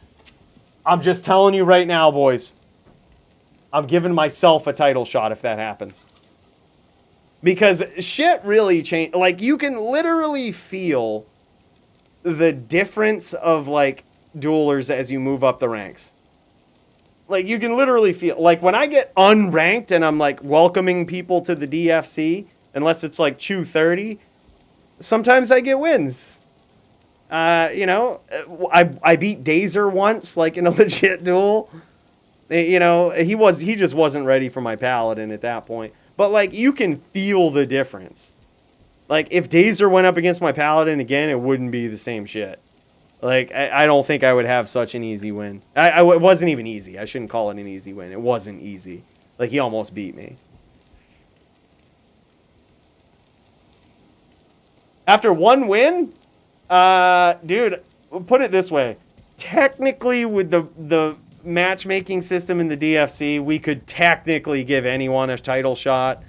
So if someone comes in with a lot of hype, like, for example, let's say we had, like, Marvel come in, he has his first fight in the DFC, he might get a title shot after his, like, first fight. You know what I mean? His first fight would probably be a top 10. But it's set up so that we can do stuff like that. But it depends, dude. Like, I'll continue to give you challenging fights, Zale, in the DFC. And when you get challenging fights, you actually work up a lot quicker. And the reason for that is when you duel a ranked fighter, you deny them a win for the week, which sets them back in time. So, like, it sets you ahead and sets a ranked fighter back. So, like, if you keep getting, challenging up, like, if you keep getting challenged up, it's actually really good and makes you move up a little quicker than usual. Yeah, 100%, especially after a dominant win against Zale. We're going to have to give you a very tough opponent next, man. Like, for example, like, Summit is really weird and deceiving, right? Like, if you look at Audacity only being ranked one higher than me currently, and granted, the whole card isn't over yet, and this isn't a live update, that doesn't make any sense, because Audacity is leagues better than me. You know what I mean? But by the time, and so same with Toshank only being like a couple ahead. Like, eventually this is what I mean by top 10. When you get into the top 10, it's a different fucking game. Who are you gonna face? Like, literally name a fighter in the top 10 that you would want to go against. Stadium, Toshank, Audacity, Maddie, Chew 30, D-Pro, Dazer. Bowie, Necessary Paper, Demented. I don't want to go against any of these guys. Like, they're all nasty. Like, and that's the thing. Like, the bottom 10 switches around a lot. And the real only reason for that is, like, just the consistency of players. Like, they don't play as consistently. Like, Matten not being available tonight or not responding is just inconsistent. You know what I mean? He's actually a pretty good dueler. Just inconsistent. Same with Jamie Jams. He, like, missed a couple of weeks. You know what I mean? Like, Dirty One, you know what I mean? He'll go on a winning streak and then be gone. Like, you know what I mean? It's just, or lose a few. It's just like Dirty One is like the boogeyman of the bottom 10. Nobody wants to go against him because, like, it's a fucking crapshoot, dude. Like, you could get hybrid necroed to death. It's pretty solid. Been sitting in top 5 for 2 months. Win 1 game, win title fight. You win this next one, dude. That's what this duel is all about, dude. That's what your duel is all about. These guys right here, the Stadium PK, and like the winner of this Necessary Paper versus Stadium PK. Obviously, Dazer gets the next title fight, but like you're next in line. Winner of this fight is next in line between Necessary and Stadium.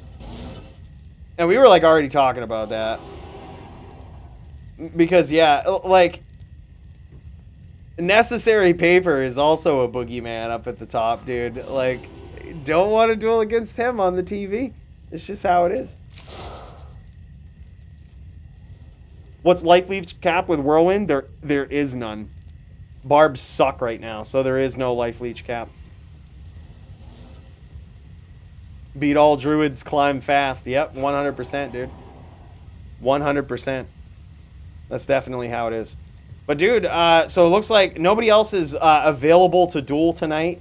You know, so that's going to conclude, I think, this episode of the DFC. But I will duel for a little bit and give people a little bit of time. But I think that's it, boys.